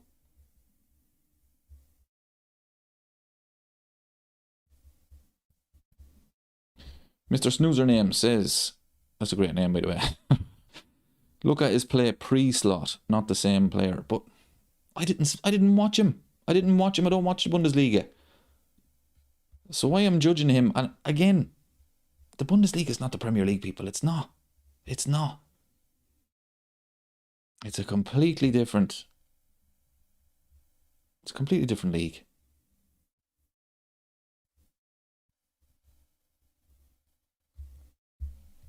Look, he mightn't even be playing second half. We'll have to wait and see. But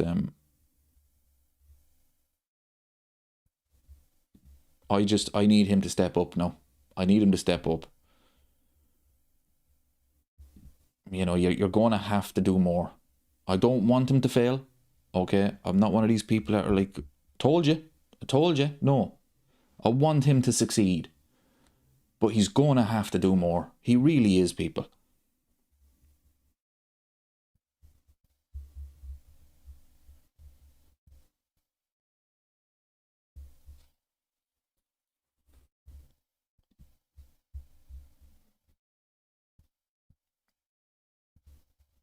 Let's get the likes up, everybody. Let's try and get 100 likes. We've got 98 in the chat. Don't change that username, it's class. Mr. Snoozer name. That is class.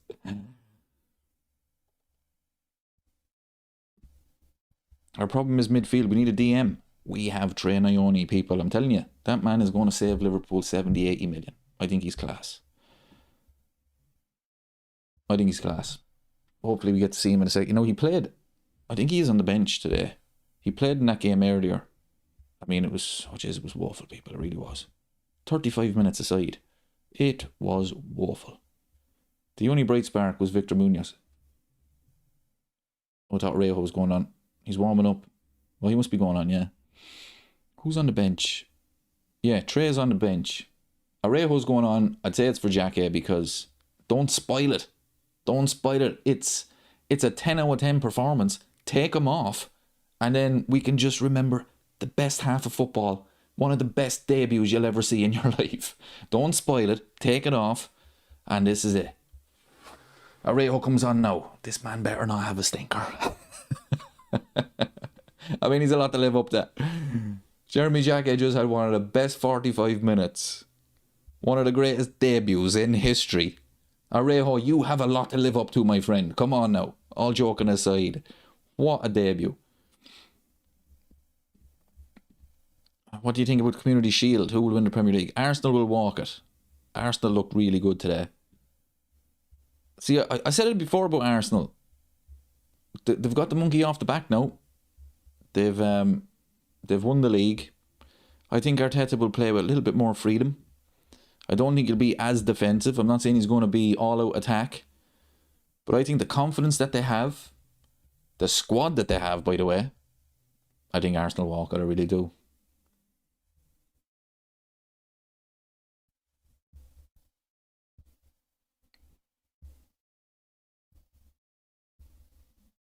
Right. Second half underway, people. Arejo, the man has a lot to live up to here.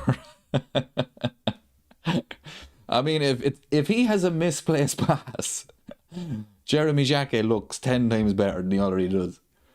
But no, all joking aside. It's obviously he was in, man. He was in. What changes did they make? This hasn't updated yet, of course. But what a debut. Absolutely phenomenal. Let me see here. Yeah, just Arejo for Xhaka. That's it. Yeah, it makes sense because it was his first start of the preseason. But what a performance, people. Honestly, really, really impressed. And I tell you, every one of us was like, jeez, I can't wait to watch Xhaka, see what he's like. I mean, I tell you one thing, it was flawless. It really was. I mean, it's the big story. So good one from Neil, yeah. Both Xhaka and Virgil scored in their first games. I mean, technically it's pre-season, but we're going to count it. But I don't know what he's going to do against Newcastle. I really don't.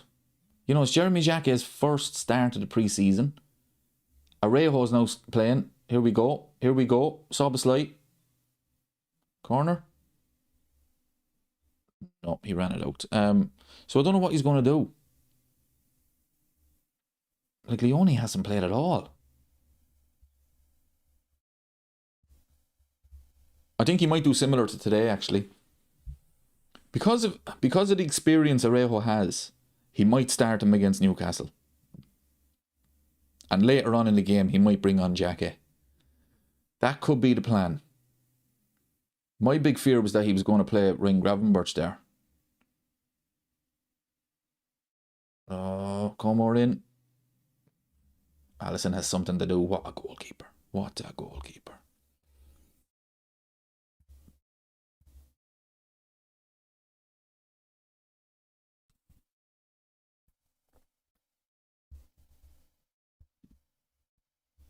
It's just, why do we have so much faith in Joe Gomez for more than 10 years now, but we can't give Florian a chance to grow into the team?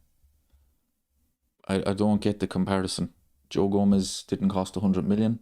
Joe Gomez is not supposed to be the creative player in the team.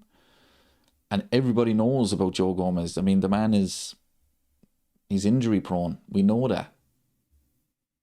So I think that's a poor comparison, to be honest with you. Arejo hat-trick incoming. Well, I mean, the man has to score 2 goals. He has to score 2 goals. How is he going to live up to that perfection? What a debut.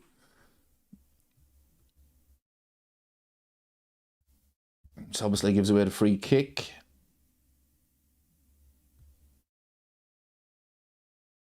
Right, lads, come on now. 2-0 is not our friend usually, so come on. Don't spoil it now. He hasn't made many changes now. Only one.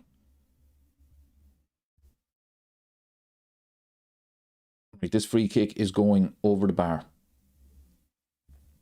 100% over the bar.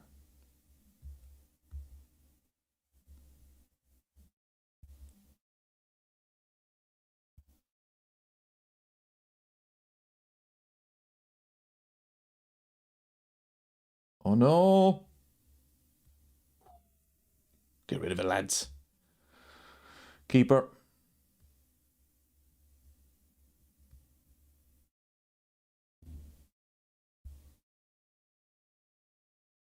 Ref, that's a free. And he's giving it.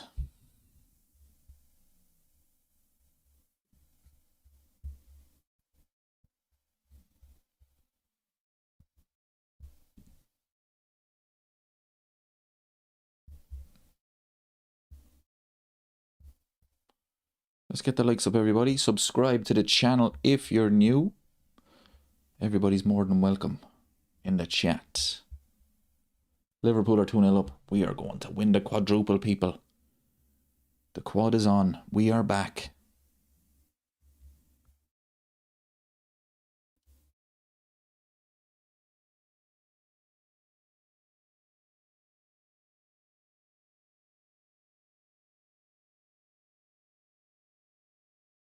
There's Arejo now.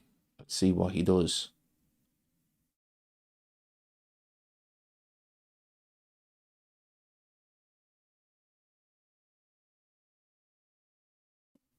Rio's on this side now.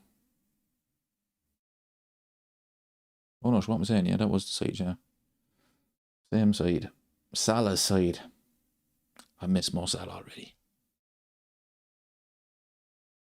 No, we've lost the ball.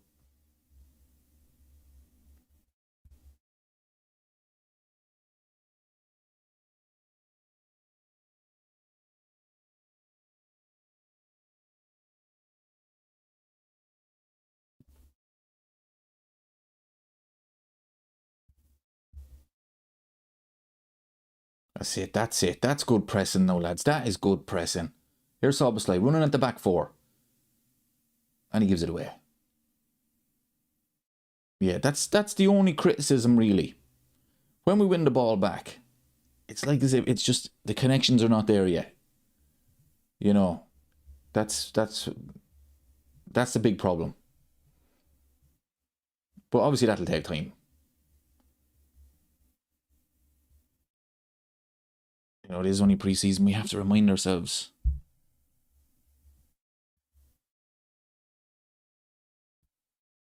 That green goalkeeper top is nice. I tell you, people, the away jersey, though, the white one, is absolute thing of beauty. It really is. I'm not a fan of the home jersey. I have to be honest. And it doesn't match the shorts. They're messed up there. But the white jersey is absolute thing of beauty. Now, here we go, lads. Here we go. Gakpo. Isak. Corquez. Wirtz. Oh. That was a nice break now, lads. That was a nice break. That was nice. Hope Isak scores. Get that man's confidence up before he scores the winner against Newcastle next weekend.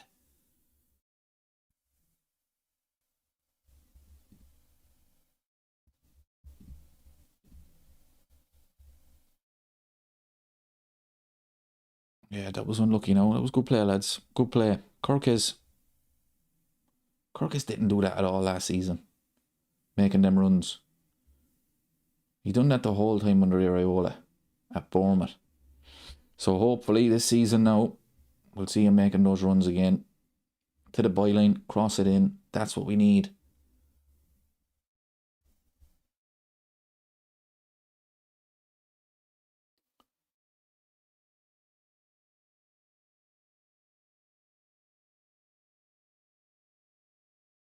Watch the run.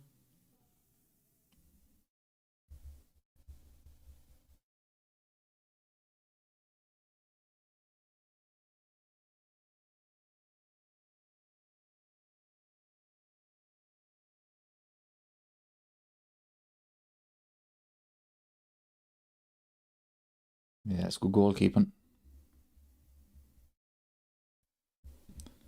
The shirt looks like a bus seat. Yeah, I'm not a fan of it, I have to be honest. I'm really not. I mean, they got inspiration from the one in the 80s, which was a thing of beauty. But I don't know. I just don't like that.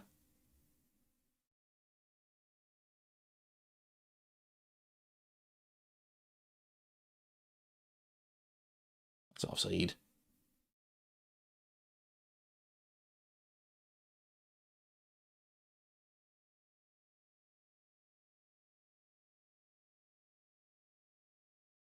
And that's over the bar. Come on, lads, step it up, will yous? Come on. Let's get the likes up, everybody. We're only 6 likes away from 100. That's always the target when we do a live stream. 100 likes. And a Liverpool win. Unfortunately, last season, we didn't get the wins, but we got the likes. Here we go, building from the back. Ring Gravenberch, beautiful, beautiful play. Szoboszlai. Corquez. Gakpo. Bring him to Tottenham, lads. De Zerbi, are you watching this? Such a pity, lads, such a pity. It's always one pass. Let's us down. Oh, hello. Oh.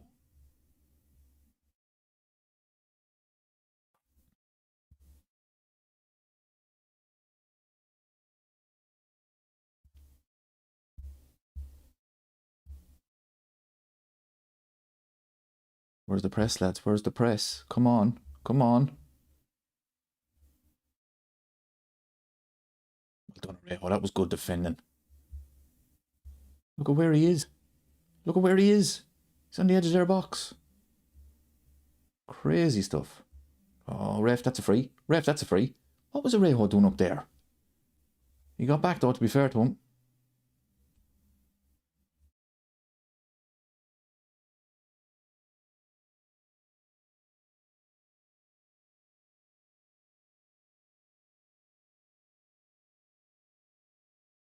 Good defending, lads. Good defending.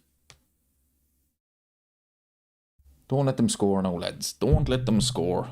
We need a clean sheet. We haven't had a clean sheet in a while. Szoboszlai is limping now. Ah, lads. Jesus, boys.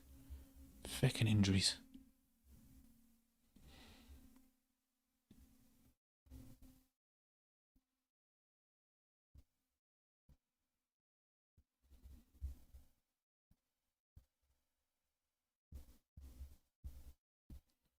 Domestic double with top 4 or top 4 only.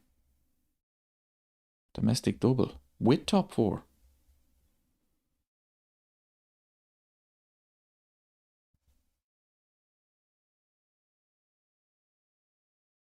Comer's on the attack.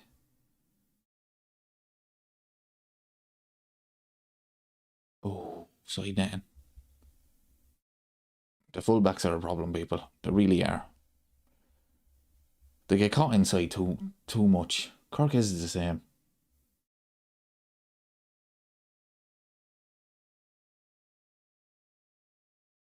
Looked like a corner, was it?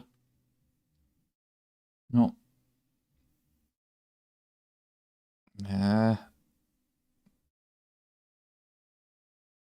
That's poor defending, lads. That is woeful defending. Oh, beat the Lord. Well done, Virgil van Dijk.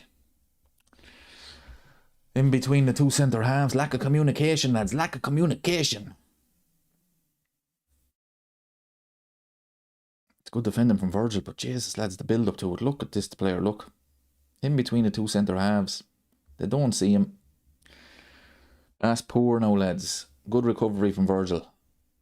Communication, people. Lack of communication. Cross in. It's dealt with. I tell you, Como starting to play well now. This is what the manager was talking about. Players don't have the energy. Offside.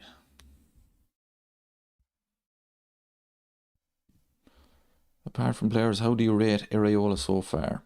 It's tough to say, to be honest. It's pre-season. It is tough to say. I mean, you have to remember, like, if you went on results, it's not great. But it is only pre-season, so I'm not judging him on the results. But we're starting to see the style. You know, he's trying to get the ball forward as quickly as possible. You can see the counter-attacks are working. So, look, it's pre-season. You can't really judge him. We'll know more first, let's say 10 games of the season. We'll know more. But it will take time, so.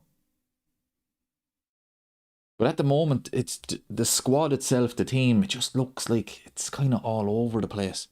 And that's not his fault. That's not his fault at all. You know, especially the front line. We still haven't got Bradley Barcola in. Is Cody Gakpo leaving? We still haven't got a replacement for Salah. Is Rio Engamo going to play out there? That's not his natural position. It's kind of a bit of a mess. We don't have a backup for Isak because Ekitike is injured. The midfield, look, on paper, Liverpool's midfield is grand. Okay, on paper.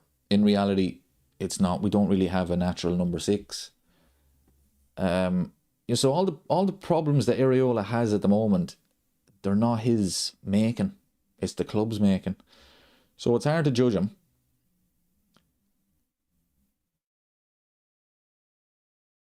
So we'll have to see first 10 games of the season and let's just see what happens. But it's a big step up from him. It really is. There's a bigger expectation of Liverpool than there is of Bournemouth. You know, like Bournemouth didn't make Champions League football, right? They missed out on the last day of the season. The praise the man got was unbelievable. And rightly so. Rightly so. But if you miss out on the Champions League with Liverpool, even on the last day of the season, that's not good, people. That's not good. No one's going to turn around and say, oh, fair play, that's unbelievable, well done. You know, it's a different expectation. You know, you lose 3 games in a row at Liverpool, you're under serious pressure. You lose 3 games in a row at Bournemouth, nobody gives a shit. I don't even think Bournemouth fans, I won't say they don't care, but, you know, Bournemouth are not expecting the same things that Liverpool are expecting. They're just not. Different expectations. So it's a step up for him.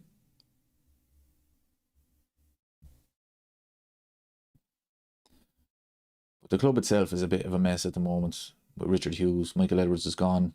Richard Hughes is going.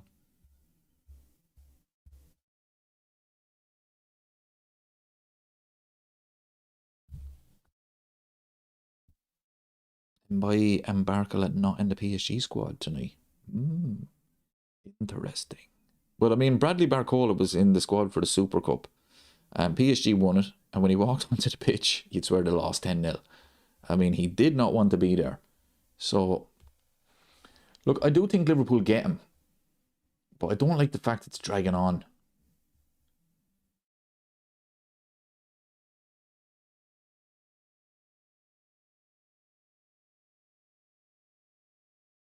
Who's that? Is Kumas on? No.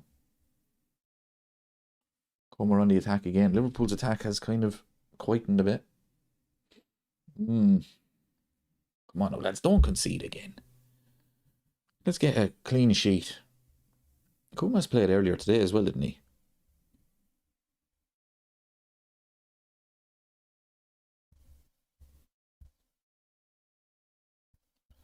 I didn't even notice who he came on for.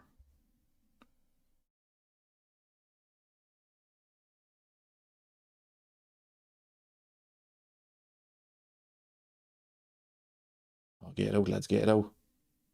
Get it out.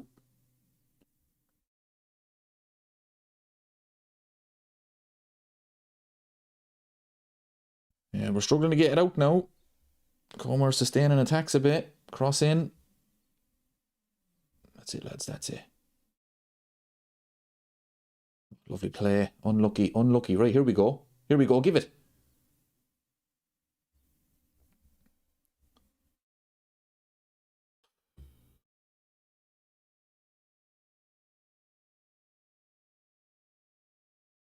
Oh, well done. It's the likes of that, people. It's the likes of that. Our attack is just not in sync. Yeah, Kumas is a good player now. He had a good turn there.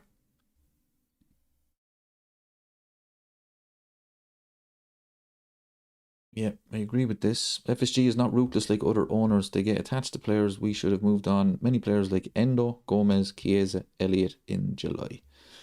Yeah, that's fair. I mean, the amount of players that are owe a contract next summer is shocking.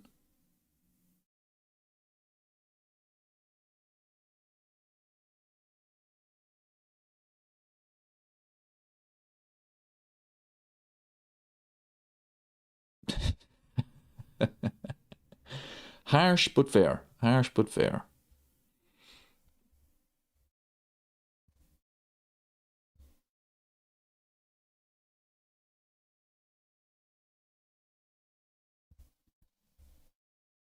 We have 102 likes, everybody. Thank you so much. And subscribe to the channel if you're new.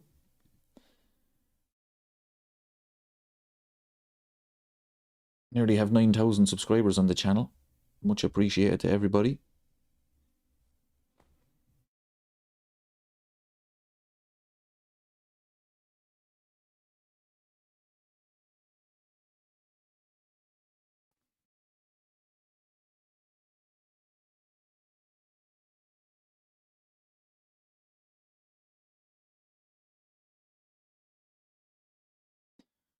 I say I'm very, very intrigued now what he's going to do against Newcastle, the centre half position.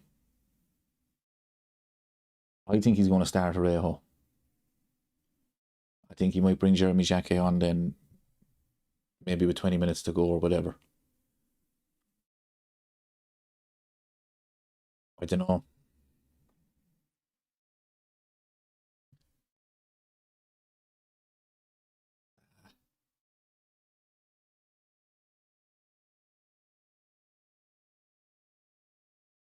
It's not been a good second half from Liverpool. Again. The manager spoke about that. Players aren't fit enough.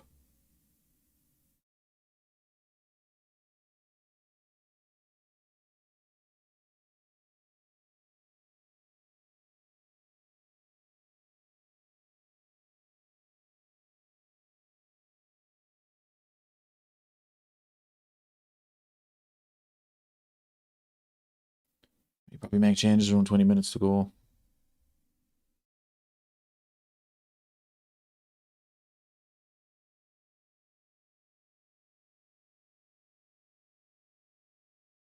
Good defending, lads. Come on, really sustaining attacks here now, people. Liverpool under pressure.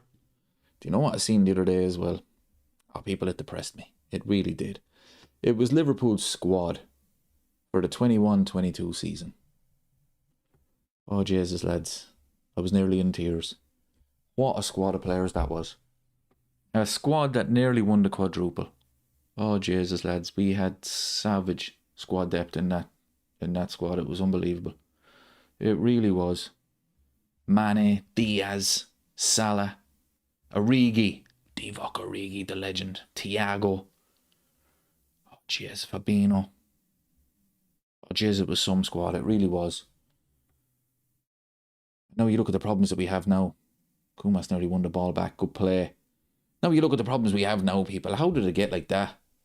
Even Minamino. I always thought Minamino was a good player.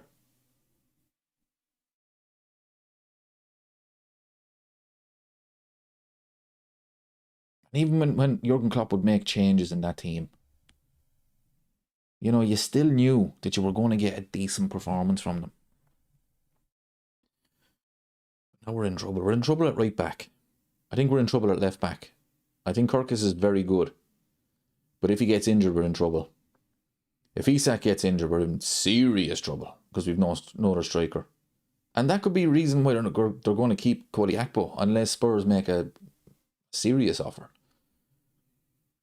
You know, the lack of squad depth is unreal. How did it get to this? But even when Liverpool won the league under Arne Slot, the squad depth was way better. Way better. Liverpool chat says Minamino loved the goal against Norwich. But even the cup games, yeah. He'd scored against Norwich in the cup games. And, I mean, Liverpool aren't going to be able to do that this season. Not a hope. Not a hope. You know, we're definitely not going to be able to challenge on four fronts like we did that season. I mean, how did we end up in this mess?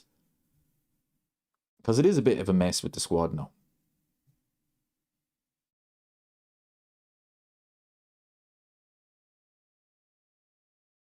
You know, when we signed Luis Diaz in that January, I mean, that was a club that was really, really making moves to...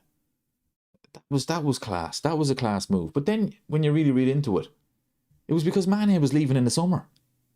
You know, it was just always replacing somebody. You need to be adding to quality, not just replacing players. And last summer then was a shambles. 8 players end up leaving the club. Diogo Jota, unfortunately, being one of them. May he rest in peace. And you bring in 6 players. Oh, well done, Arejo. That's what you needed, my friend. That's it. I like it. He has that in him, though, doesn't he? An old reckless tackle. If he gets that wrong, it's a red card. But no, that's good. That's good. Yeah, that season, people. Oh, jeez, we were so close. If Liverpool had won the quadruple that season, I think that would have been it. I think every Liverpool fan would have just, you know what? I think we may just pack up and go home. Football, we've completed it. We've completed it. You know, if we win the Premier League, if we win a treble, if we win a double, you know, it's not a quadruple. We can't get any better than that. It would have been football, completed it, mate. Completed it. Shot, Ali, legend. But anyway, so close, people. So near, but yet so far.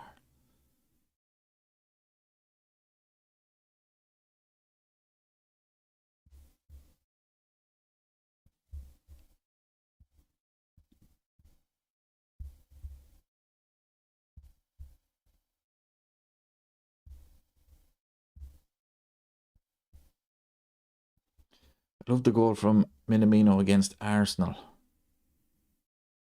What was that one? In the league? Jeez, I can't remember that one now. I don't know why Liverpool sold Minamino. I really don't. Minamino won us that League Cup. Yeah, he did. And then didn't Jurgen Klopp didn't play him in the final. Maybe he was injured now, I don't know. But I always thought Minamino was a good signing. You need that. Every squad needs that. You know, he knows his role at the club. He's going to play the cup games. But you can bet your life he's going to do his best. Minamino, I always thought was class. Never good enough to kind of start ahead of Liverpool's front three, obviously. But you need those squad players. You know, Harvey Elliott back then was playing well. Diogo Jota was class. Bobby Firmino was there. Oh, jeez, that squad was unreal, people. It really was. I don't know how the club ended up in this state. The squad is just... It's all over the place at the moment. You know, and the people that made the changes last summer, they're all gone. Honestly, it just makes no sense. You know, they're basically back to square one about building a squad now because Virgil van Dijk next season, he's going to be leaving. Salah's gone, Robbo's gone. And the people who were in charge of rebuilding that squad, every one of them is gone. Every one of them. Victor Munoz is coming on. Trey Nooney's coming on. Florian Wirtz is going off, people. Honestly, not good. If I was to give him a rating out of 10, 4. I'd give him a 4. I really would. I'm not impressed with him at all. Victor Munoz. This man is a player. Played well earlier today. I know he really did. Cody Gakpo is off.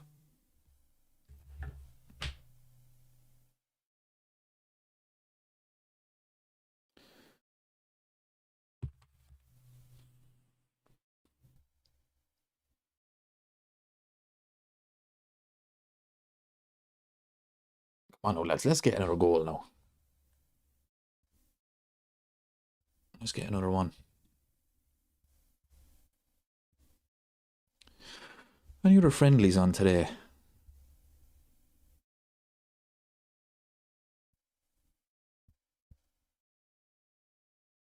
Club friendlies. Forest 2-0 against Brest. Real Madrid 3-0. Barcelona 5-2. There's no other English teams playing. Obviously, Arsenal destroyed Man City earlier.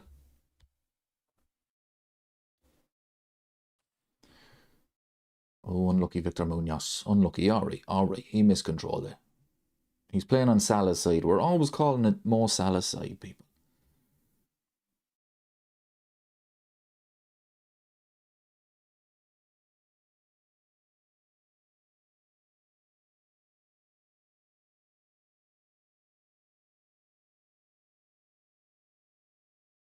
Come over in to the byline. Cross in. Ah, lads, it's a free header. It's a free header. What's going on there now, lads? Free header in the middle of the... Come on now.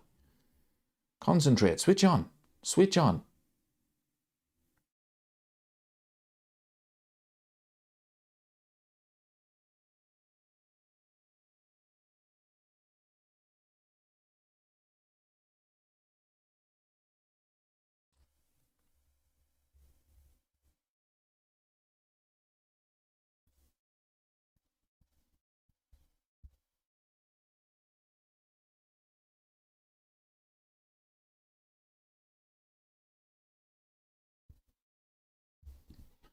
ACDC says, sell Wirtz to Bayern and get Elise from them better than Barcola.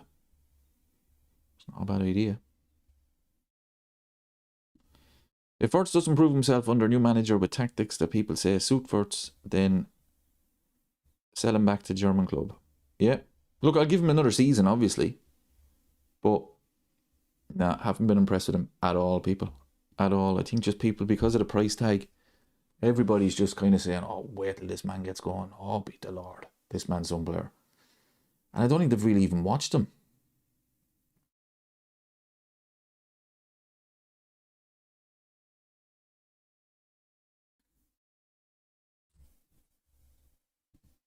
Mark says, we used to have so many options and players who could do a job. Yeah.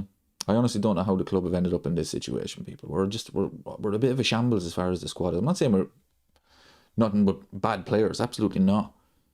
We have some really good players. But when you look at the depth we had, only, 4 years ago? 5 years ago? You know, you need to be bringing in players that are going to compete with the players that are there. We didn't do that. Liverpool never did that. You know, when they got Diaz, it was like, holy, this man is bringing in, we have Sadio there, and we're bringing in Luis Diaz. This is unbelievable. This is unbelievable. But it wasn't. It was just to replace Mane. I mean, Salah didn't have any competition. Salah didn't have any competition last season. I mean, the season before, it didn't matter who was there. He was always going to play. But you need healthy competition. You know, and back then we had that. You have to keep these players on their toes. And we haven't got it now. Look at Isak. I mean, Isak, I'm not saying he would do this, but Isak could be like saying to himself, yeah, sure, look, I'm not going to give 100% because I'm guaranteed to play. Sure, who's going to play instead of me? There's nobody.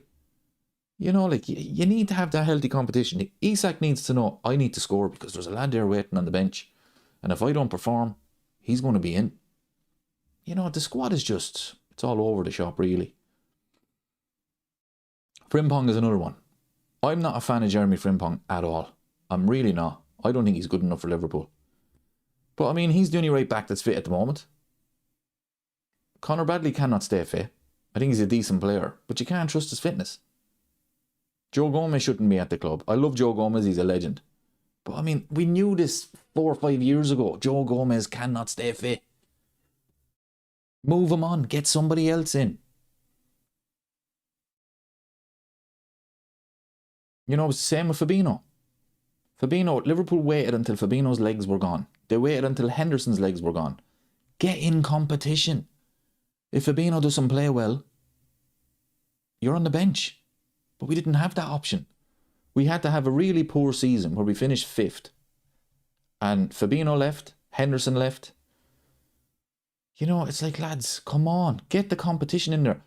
Fabinho's the last holding midfielder we ever signed. What's going on, lads?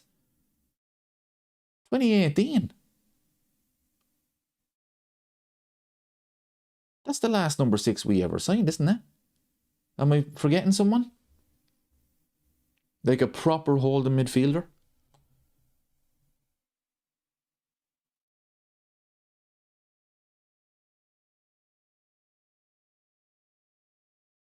But anyway, I just think the squad is it's a bit of all over the place now. You know, when you talk about you need kind of competition in every position, Liverpool are way off that. Way off it.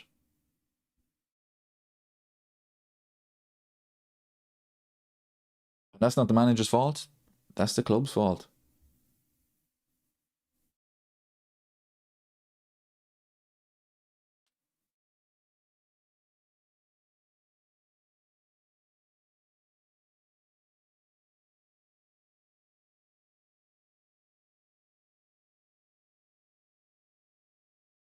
The second half has been absolutely shocking. It's been absolutely shocking from Liverpool. It really has.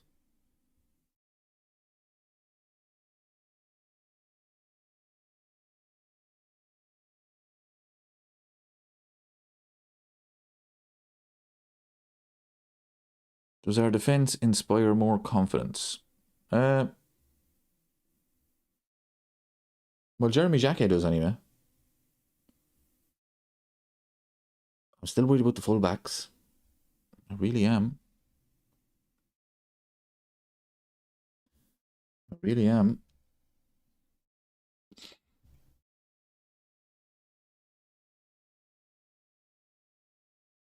But like, even look at next week against Newcastle. If everybody is fit, let's say everybody is fit at the club, does the manager know his best team? And again, this is not a criticism of the manager. He's only in through the door. But Liverpool Football Club, I mean, it should almost pick itself. You should have so much quality that it should pick itself. That's a beautiful pass. That was a beautiful pass. Oh, be the Lord. Yeah, forget about the rest of it. You know, it should almost pick itself, because to me, it should be, when you're successful, right, we're going to get rid of this player and we're going to replace him. Okay, we're going to get rid of that player and we're going to replace him. Liverpool never did that. It was basically, right, we're going to wait until these players cannot do anymore, and then we're going to look to replace them. And a lot of them we still haven't replaced. We still haven't replaced Fabinho. We still haven't replaced them.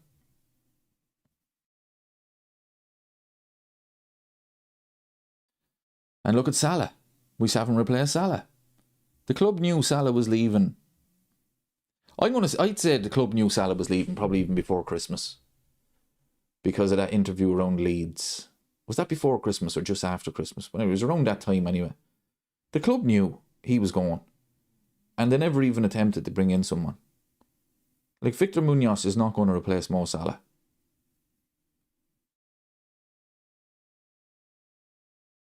Why is Soboslai still on the pitch? Bring him off, man. He's already been limping. Bring him off. He's limping again now. Take him off. Like, he's definitely going to start against Newcastle. You don't need him to be getting injured. Look, that looked a bad one.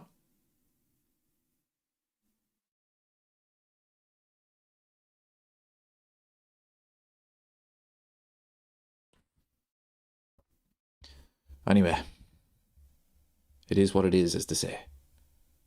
There's nothing we can do about it now.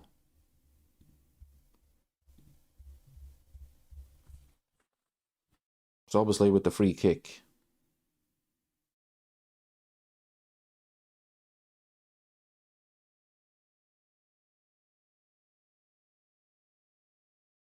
Virgil. No one there, lads. No one there.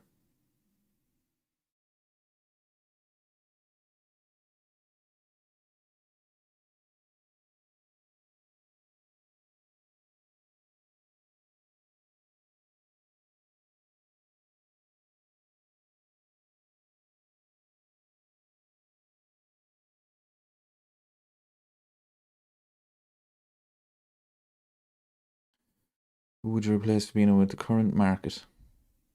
I mean, Adam Morton seems like the obvious one. But again, the prices for these players are absolutely shocking. But again, it doesn't have to be a £100 million player. Bring in a player that's maybe 30, 40 million. Someone in Europe. Have a go. Look, take a risk. Take a risk on a player. N'Golo Kante. I mean, look at this man. He was playing in the French second division. One of the greatest players of all time in that position. You know, go get your scouts out there. You know, I refuse to believe that there's not quality out there for bargains. You know, I really do. You know, it drives me up the ball at times when we're waiting on the likes of Brighton or Crystal Palace to develop these players, and then Liverpool go and sign them off of those clubs. Well, get your scouts in Europe, lads. Go and get them. Go and get them. I know Liverpool is a big step up from those clubs. I get that. Okay, you might say it's a learning experience. Put them into them clubs and then Liverpool's a step up. But fuck that, lads. Throw them in at the deep end and see how they go on. Come on, the attack. Ooh. Don't concede now, lads. I want a clean sheet today.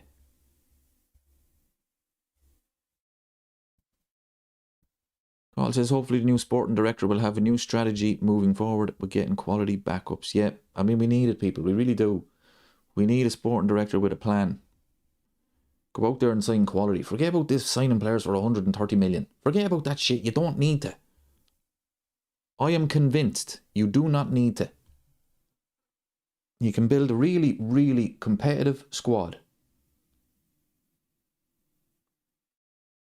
for, let's say it right, the money Liverpool spent last summer was £500 million. In my opinion, you do not need to be spending that money. You don't. If you have proper scouting system and you're willing to risk it on a player, I think you can build a squad for far less than that. I really do.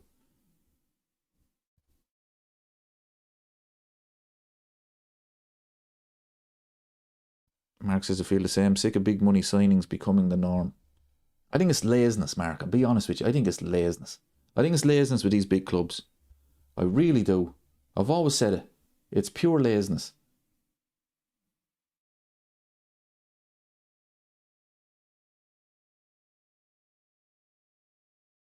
Like, if Liverpool are going to do that, 130 million for Isak, 100 million for Wirtz, 130 million probably for Barcola.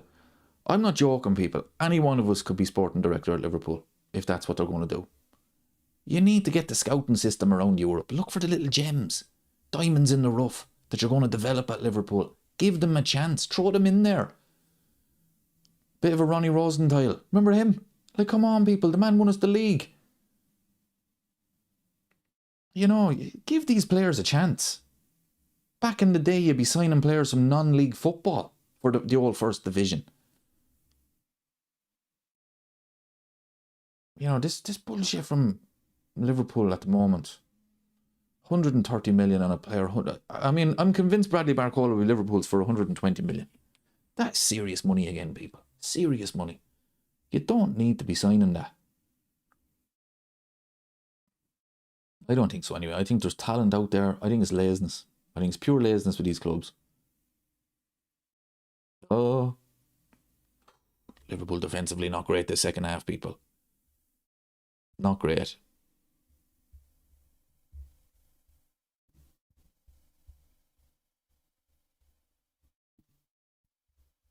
Set piece again, near post.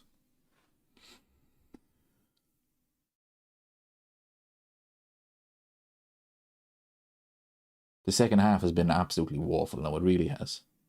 Another second half. We haven't conceded, which obviously is good. But the second half again, not good, people, not good. The lack of energy in this team, it's worrying. And the manager talking about the fitness as well. Look at the space. Look at the space. Oh, be the Lord. Who was that? Kirkes. Oh, be the Lord. Oh, Jesus, lads, we are in trouble. Kirkes is limping as well. What? Here, I don't know.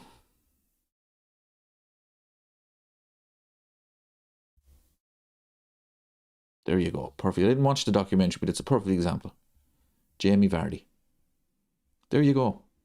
Giving a player a chance from the lower leagues.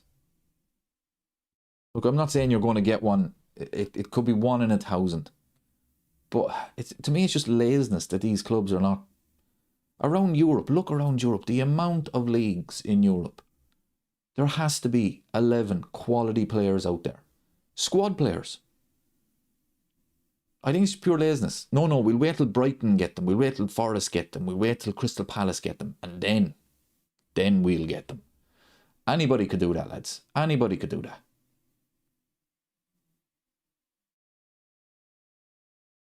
Like Victor Munoz is a good example of that. Now, obviously we don't know what he's going to be like. Didn't cost a lot. I never heard of him before Liverpool signed him. But he could be really good. Oh, we've hit the bar. Gravenberch has hit the bar. Yeah, 100%. He who there says, so this notion there's no one available is an absolute farce. It is, lads. It's pure laziness. It's pure laziness. I mean, Ian Wright, didn't Ian Wright play non-league football? I think. But I know he was 28 before he signed with Arsenal. But I know he was at Crystal Palace. But I mean, he got into the professional game, I think, late for a player. Like, I think he was mid-20s or something like that.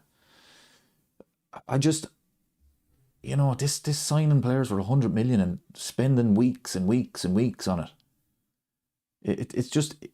It's because it's taken so long that for me, this is why the squad is so, the balance is not right with the squad. Because you're wasting so much time on this signing. It was a long ball. Where's Alisson going? Oh. Don't concede, lads. I'm telling you. Paul says Liverpool has a poor scouting policy. Well, I mean, to me they do. To me they do. Because they didn't have that when Jurgen Klopp was there. I mean, let's think about it, people. When we built that squad to almost win the quadruple, right? And the game is over. That second half was absolutely woeful, people. Let me just turn off this time here. When we built that squad in 2022, that were so unlucky not to win the quadruple. I mean, you look at Arteta. Arteta's winning the league with less than 90 points. Jurgen Klopp was so unlucky.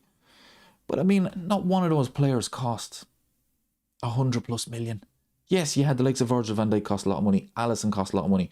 But the squad was basically players that did not cost that much. They didn't. And Liverpool, they just seem to be focusing so much on these players that cost way too much money. I don't know. I really don't get it.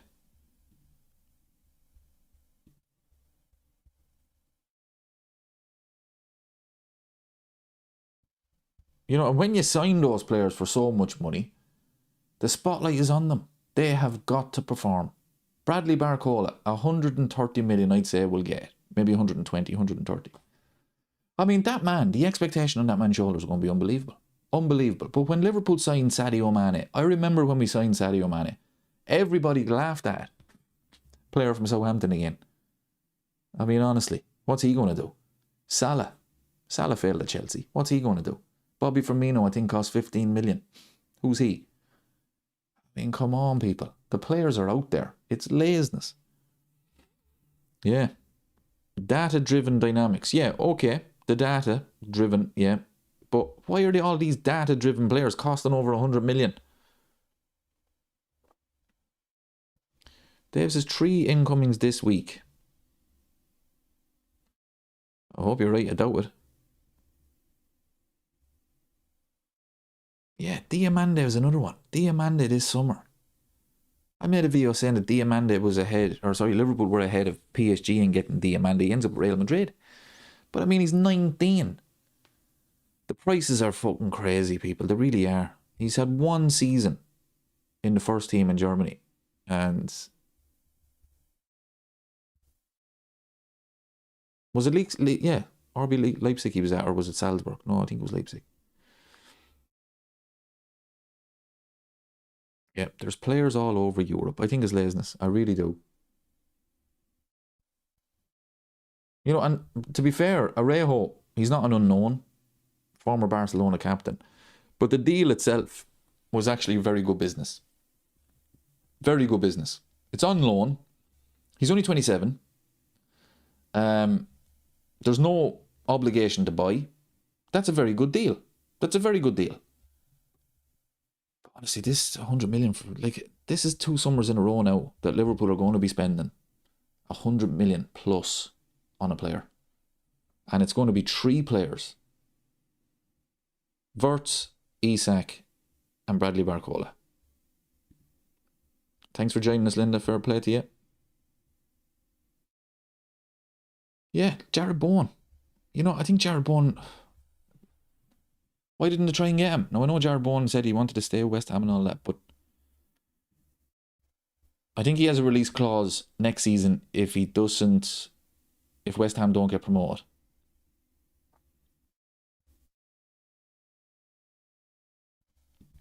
Fabregas is very, very good, to be fair to him. I think he's a very good manager. I think he could be the next big thing in football. I mean, I thought Liverpool would have actually tried to get him.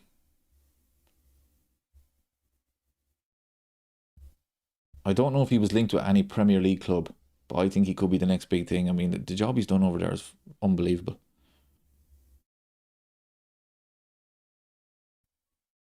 Thanks for that, my friend. You're more than welcome. Appreciate that. Welcome to the community. Nearly 9,000 subscribers on the channel, people. It's much appreciated. But that's it. That is it. Liverpool's pre-season is officially over, people. Football starts back again next weekend against Newcastle Pet.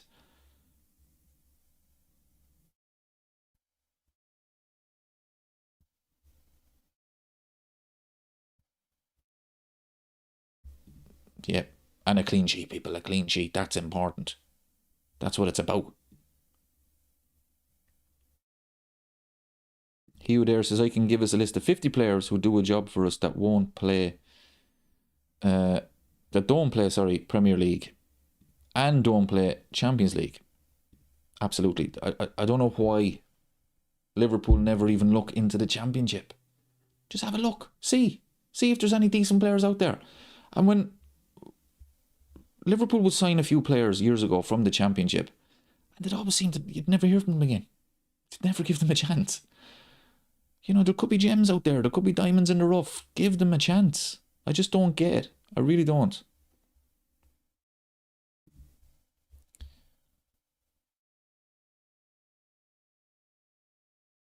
Yeah, Mark says some African countries have some great players. Talented youngsters playing for African countries. Go and get them. I think because there's so much at stake now with these clubs as far as Champions League and the money that's involved, I think clubs are just afraid. I think they're afraid to risk it all on unknowns. I think that's the big problem. And they're not willing to do it. You know, and they want to have the likes of Bournemouth get these players, develop these players, see if they can do it in the league, and then we'll get them. I could do that job, people. I could be sporting director of Liverpool. Just keep an eye on Brighton, keep an eye on Bournemouth, keep an eye on Crystal Palace, and we'll go and get them. We'll go and get them players. I just don't think there's there's no genius behind that. There's no genius behind that at all. To me, Mane, Salah. Salah for me was the big one because he was out in Italy. He had failed at Chelsea. Mane at least was doing it in the Premier League. But Salah for me Liverpool looked at it and says, no, Salah is the one. He is the one. And every Liverpool fan was kind of a little bit underwhelmed by that. Everyone was saying, I don't know. Didn't make it in the Premier League with Chelsea. This is a risk. This is a gamble. But the club was like, no, this is the one. But now it's like it's almost, how much does he cost? 40 million? No. It has to be 100 million. Has to be 100 million. I don't know, people. Rich says, well, obviously don't want to be a laughing stock. No, I do get that. But I mean, just take the risk, people. Take the risk. You look at the state of Liverpool's squad. Get some squad players in there that don't cost a fortune. Victor Munoz, the deals are out there. Victor Munoz was a great deal. I think it was about 40 million. He had a release clause. Go and look in Europe. Decent players, release clause. Brilliant, I'll take that.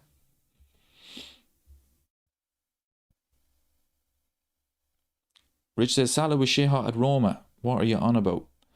It's not the Premier League, Rich. He failed at Chelsea. He was brilliant at Roma. But the deal, he was, 40 million? Salah wasn't over 100 million. This is what I'm talking about. Liverpool do not need to be spending over 100 million on a player. They don't. There's quality out there. Look at the state of Liverpool's squad. This is what I'm saying. There's quality players out there that can get in for 35, 40 million. It doesn't have to be 100 million. And they're wasting all summer to try and get Bradley Barcola. I wouldn't be surprised if it went to the last day of the window. There's players out there. I think it's laziness. I'm not saying you have to go out there and get somebody from the second division in Italy or the second division in Spain or whatever. But there's quality out there. I just think, if you're going to keep spending 100 millions on players, I could do it. Okay, let's go to PSG. Okay, that player there. Dembele. Yeah, he's available. Get him. Anybody could do that. Get the scouting system out there.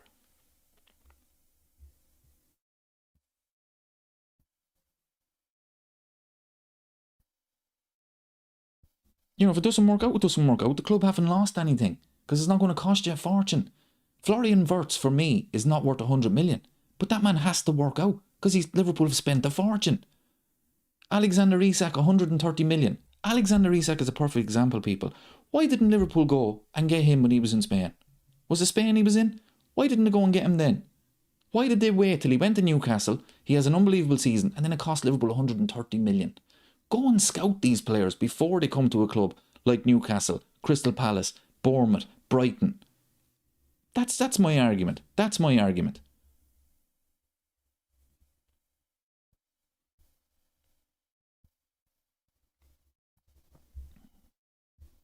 I just think there's players out there. I think it's a bit of laziness. I think there's players out there, quality players, diamonds in the rough, that need to be given a chance.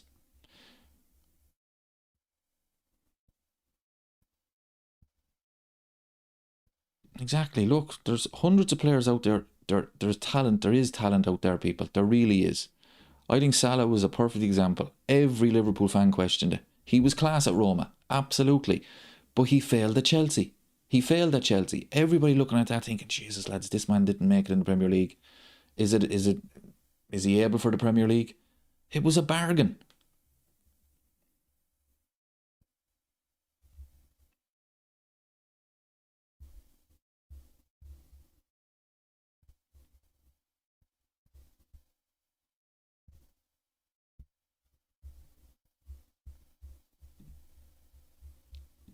Gomez from Wolves, blinder by Villa.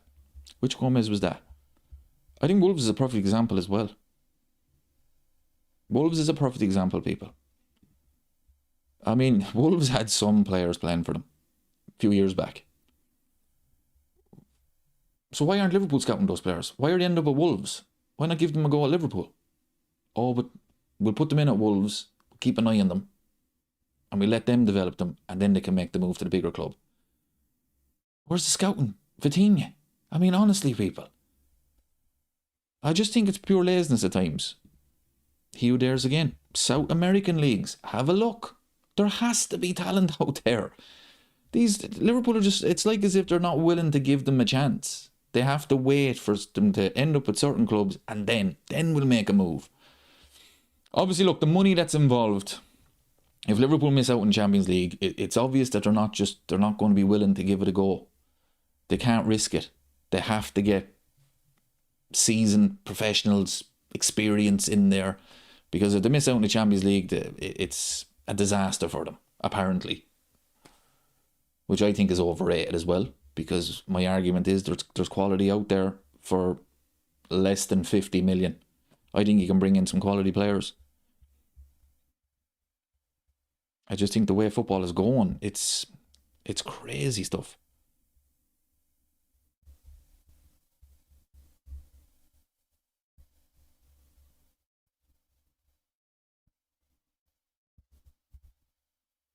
I mean, Virgil van Dijk is a good example as well. I mean, the man was playing in Holland, ends up going to Celtic. Big clubs weren't watching him at Celtic. Southampton were watching him. I mean, think of the money. Think of the money Liverpool could have gotten for it when he was at Celtic. And he was class at Celtic, but they're not willing to take the risk. It's just, I don't know, people. I just don't know. Where is the scouts? No, we'll wait till Southampton develop him and then we'll go get him.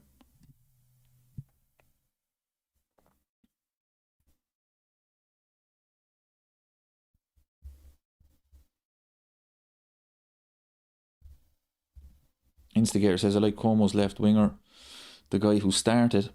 Yep, hopefully he ends up at Brighton or Crystal Palace and then Liverpool can get him for 100 million. Hopefully. That's my point. But yeah, there's just too much money involved now. Teams are not willing to take the risk. They're just not willing to take the risk.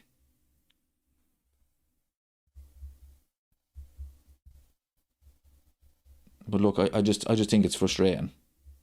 I think it's frustrating. I think there is talent out there that could be a very, very good squad. I think you could build a really good squad that won't cost you a fortune.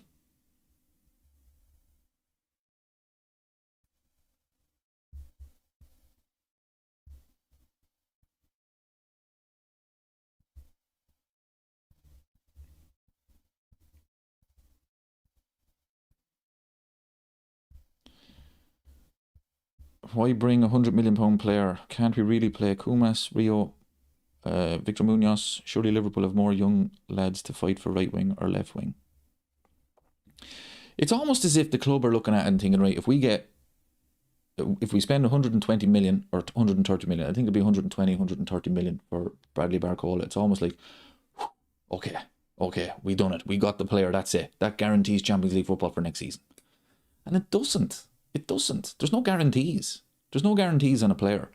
But when you spend that money, the pressure on that player, it's crazy. It really is. There is zero pressure on Florian Wirtz if that man costs 30 million, 35, 40 million. Zero pressure on him. Zero pressure on him. Bradley Barcola, whatever he costs, as I say, let's say 120 million. That is headline news, people. Everybody's going to be watching this player. That man has to perform. He has to perform. I don't know. But when we talk about the squad, and Liverpool is lacking in squad players, there's talent out there, people. There really is. There's talent out there. But the prices, I mean, Jarell Kwanzaa, 70 million to Arsenal. I mean, honestly, people, he was on Liverpool's books only 12 months ago or whatever it was.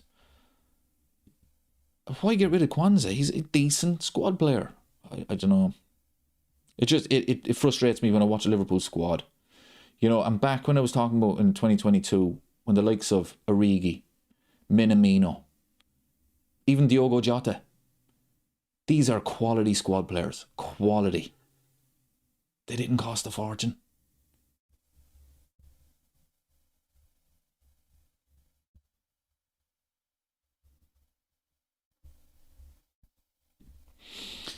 Yeah, let's be positive anyway. Paul says, first glimpse of Xhaka, he looks like he has all the attributes to be a very good player. I mean, it was one of the best 45 minutes for a debut, for a defender. It was class. It really was. Yeah, Christine agrees. There is talent out there, but not the bottle to take a chance on a relatively unknown player. I think that's what it's about, Christine, to be honest. Like, you can't convince me that there isn't talent out there. I don't know why Liverpool have to rely on the Brightons, the Crystal Palaces, the Newcastles to develop these players before we're going to break the bank for them. It just drives me up the wall at times.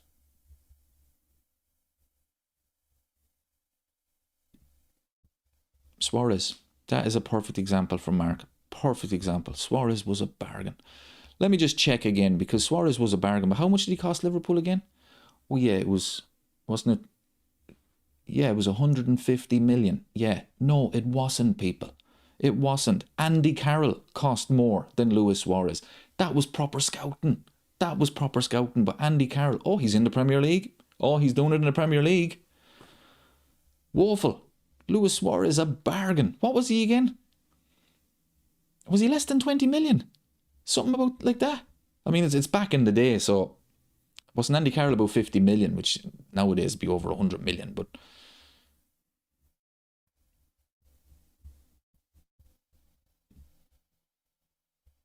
you know, it drives me mad with Liverpool at times. Suarez was 20 million. 20 million, people. He became one of the best players in the world. Liverpool took a chance on him. Where's the scouts? Where is the scouts, lads? Come on. I think it's laziness. That the fact that squad is so, I don't know, it's not ready. It's not ready. I think it's pure laziness from the club. I really do. There is talent out there. Victor Munoz had a release clause. Get it done. Get it done, people. There's more players like that out there. Go and do your job, lads. We're fans. We're not scouts. We're fans. You're a scout. Go and scout the Italian league, the Spanish league, the French league. Go and get me some quality. Jeremy Jacquet. Never heard of him. Never heard of him. Look at that for a player. Look at that for a player. You're telling me there's not one player out there like that that could cost you maybe 30 million. There's not one player like that in Spain. 30 million. I don't know, people. I don't know. I mean, these players, these scouts, all of these at these clubs, they're making a fortune. That's their job. Oh no, I'm chief scout. How much are you getting paid? Millions a year. What are you doing? What player are you scouting? Bradley Barcola. Ah, never heard of him. Everybody heard of him.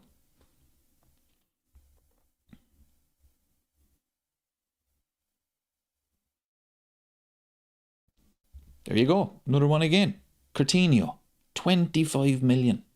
I think he was less. I think he was 15. I think he was 15. That's a perfect example. Perfect example. Coutinho, Inter Milan. Wasn't making it as a starter over there. Liverpool saw an opportunity. Not going to cost you much. Get him on loan. Buy him for, I forget now, I might be way off at 15, but it definitely wasn't 50 million. I mean, you could be right with 25 million.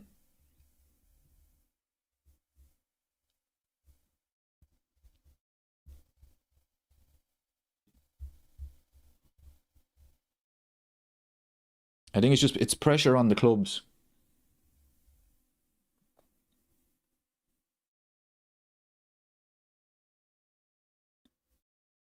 It's pressure on the clubs. It's big money nowadays. They don't want to risk it. Coutinho was 8.5. There you go, people. That's a serious bargain. It's a serious bargain. And you cannot convince me that there isn't players out there like that and more. You cannot convince me.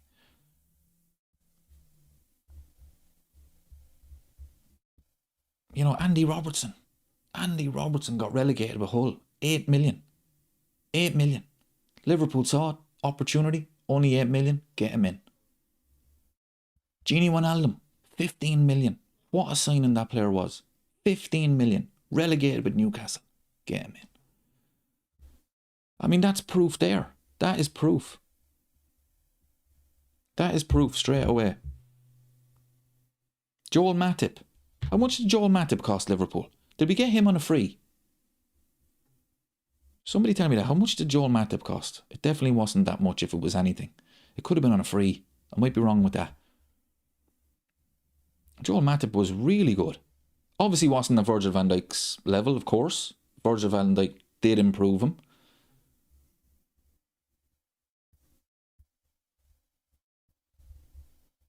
Vic is in the chat. He says, don't think I forgot that you drew to Como earlier. That was 35 minutes aside. So yeah, that counts. Yeah, Matip was free. There you go, people. Matip was Joel Matip. Never heard of him before. Comes in and, I mean, what a player. A cult hero. What a player.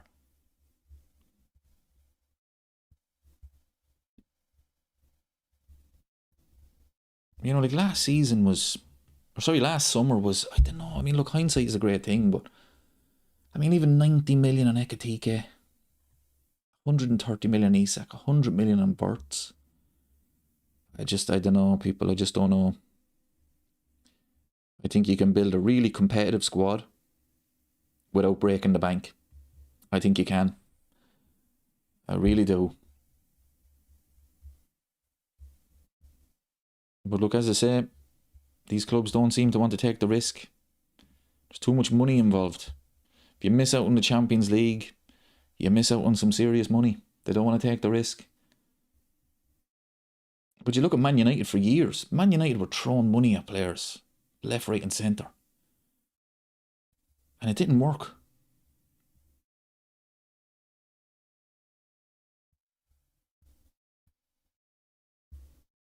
Yeah, it is ongoing for 6 years, 100%, and it's starting to really catch up on us now. It really is, because that squad is not good enough. Exactly, fans haven't asked for Vinny Juniors. They haven't. They have not. They just want a competitive squad, and we don't have it. We don't have it. And then you look, Queeving Kelleher for me is another example. Kelleher. I mean, Kelleher was signed. Was it from Cork City? I mean, that's scouting for you, people. And then we let him go to Brentford. Okay, the argument is he wanted to start, but sell it to him. Sit him down. Alisson has gone in a year. Just sit there. You're going to play the cup games. He's always injured anyway, so you will play, but then you're going to be Liverpool's starting goalkeeper. Just sit it out for another season. No, you want to leave? Yeah, no problem. Yeah, no problem. Yeah, on you go.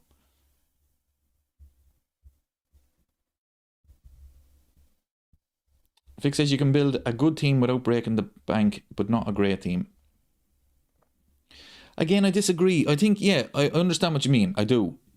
I think you do need maybe 2 or 3 players that are big signings, big money. Virgil van Dijk, Alisson, Fabinho cost a bit. But I'm talking about squad players. I'm talking about a really good team, a good squad.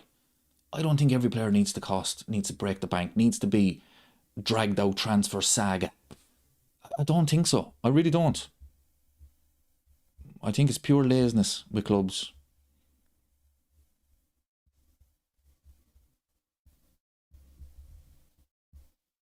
Oh, the Kelleher one still annoys me as well.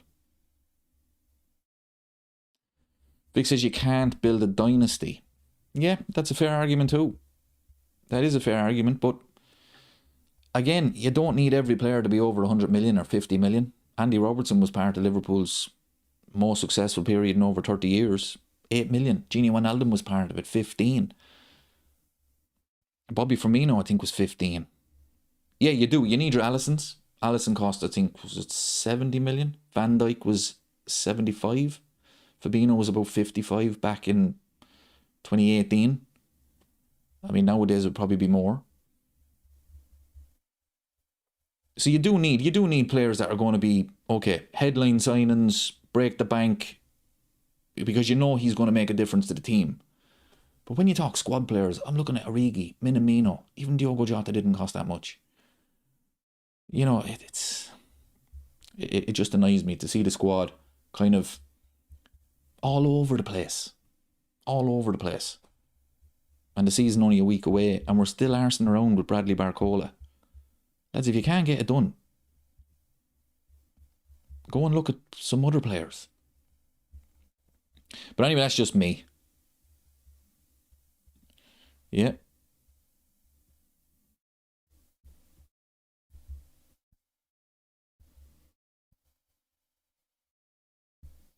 Alex says the cycle has started and we can't stop it until all big clubs buy in. This will just escalate and make the game more of USA type entertainment rather than pure sport.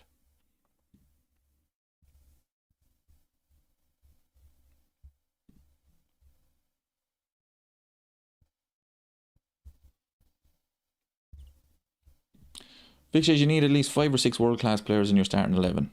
I think the term world-class is overused nowadays. No, I'm not disagreeing with that at all. But I'm saying that world-class players don't have to cost over 100 million. I mean, to be fair, as much money as City spent, City, I mean, they were paying a fortune on like the wages for Haaland, but City were building a team that they weren't spending over 100 million on every single player. They were looking for bargains here and there.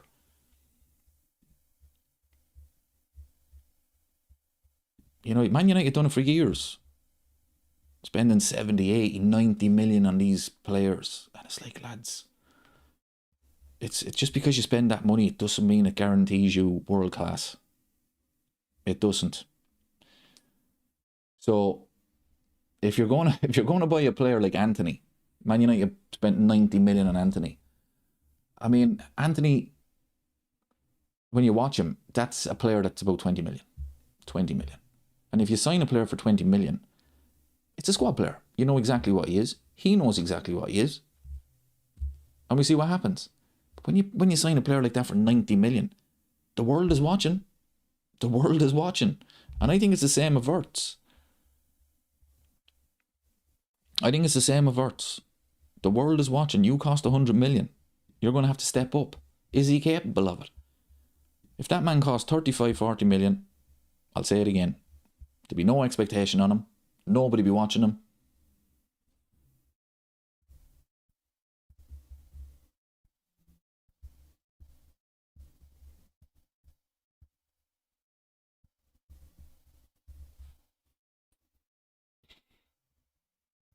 Yeah, Alex says, taking a chance on 10 maybes at 10 million is much better than 120 on a single player.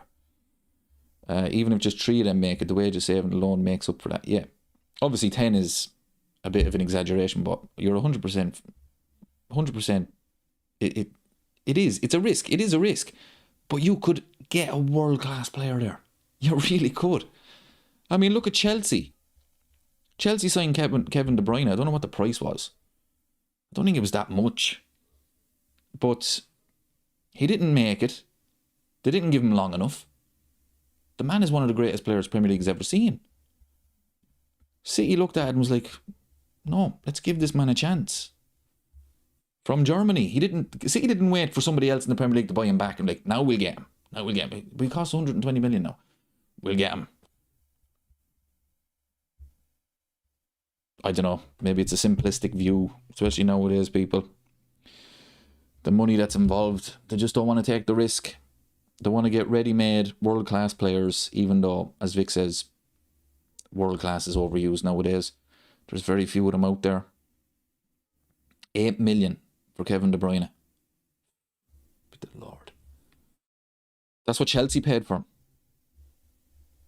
That's crazy. Yep. Alex again, spot on. PSG is a fine example. One zilch in Europe with big star expensive names, but doing better now with local academy and lower league players. Obviously 1 or 2 star banner signings in between. 100%. 100%. I mean, you know, you go back to the Neymar signing. Beat the Lord Jesus, lads. That was absolutely crazy. And then only a few weeks later, Mbappe for, what was it, 100 and something million. And that was to win the Champions League. They got to one final and that was it.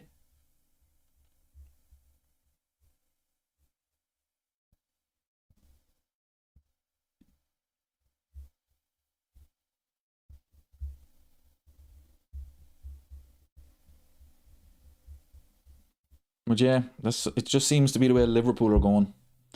I was going to say it seems to be the way football is going, but it seems to be the way Liverpool are going. You know, wasting all summer on a player that is not worth 130 million. He's not, people. Bradley Barcola is a very, very good player. He really is. But 130 million. I mean, this is a man who, when everybody is fit, he wasn't a guaranteed starter at PSG. You know, it's... If it was my choice, I would be spending that money on, say, Doué, Dembele, or Kvaratskhelia. Am I saying that right? But that's just me.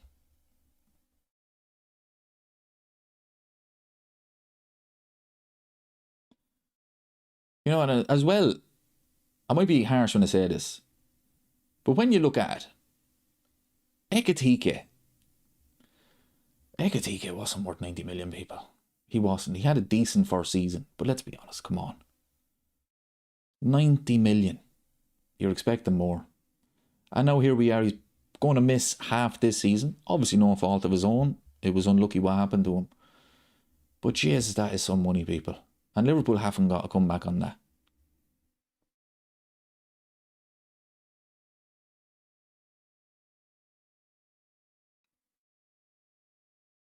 But anyway. Right, people, I think we will head off. Thank you so much for joining us. Went on a bit of a rant there about the state of modern football. But it is what it is. Unfortunately, we can't do anything about it. As I say, we're just fans. We're not scouts. We're not in charge of it. Although I wish I was making that type of money. Back to work on Tuesday. The depression will hit me tomorrow. But no, a good win for Liverpool. Jeremy Jacquet, of course, is the big story. So yeah, I'll talk to you all very soon. I'll be doing a watch along again next week. Very first game of the season against Newcastle. 4:30 on Sunday, people. I will be nervous for that one. We have to win that. So yeah, thanks very much for watching, people. I'll talk to you all very soon.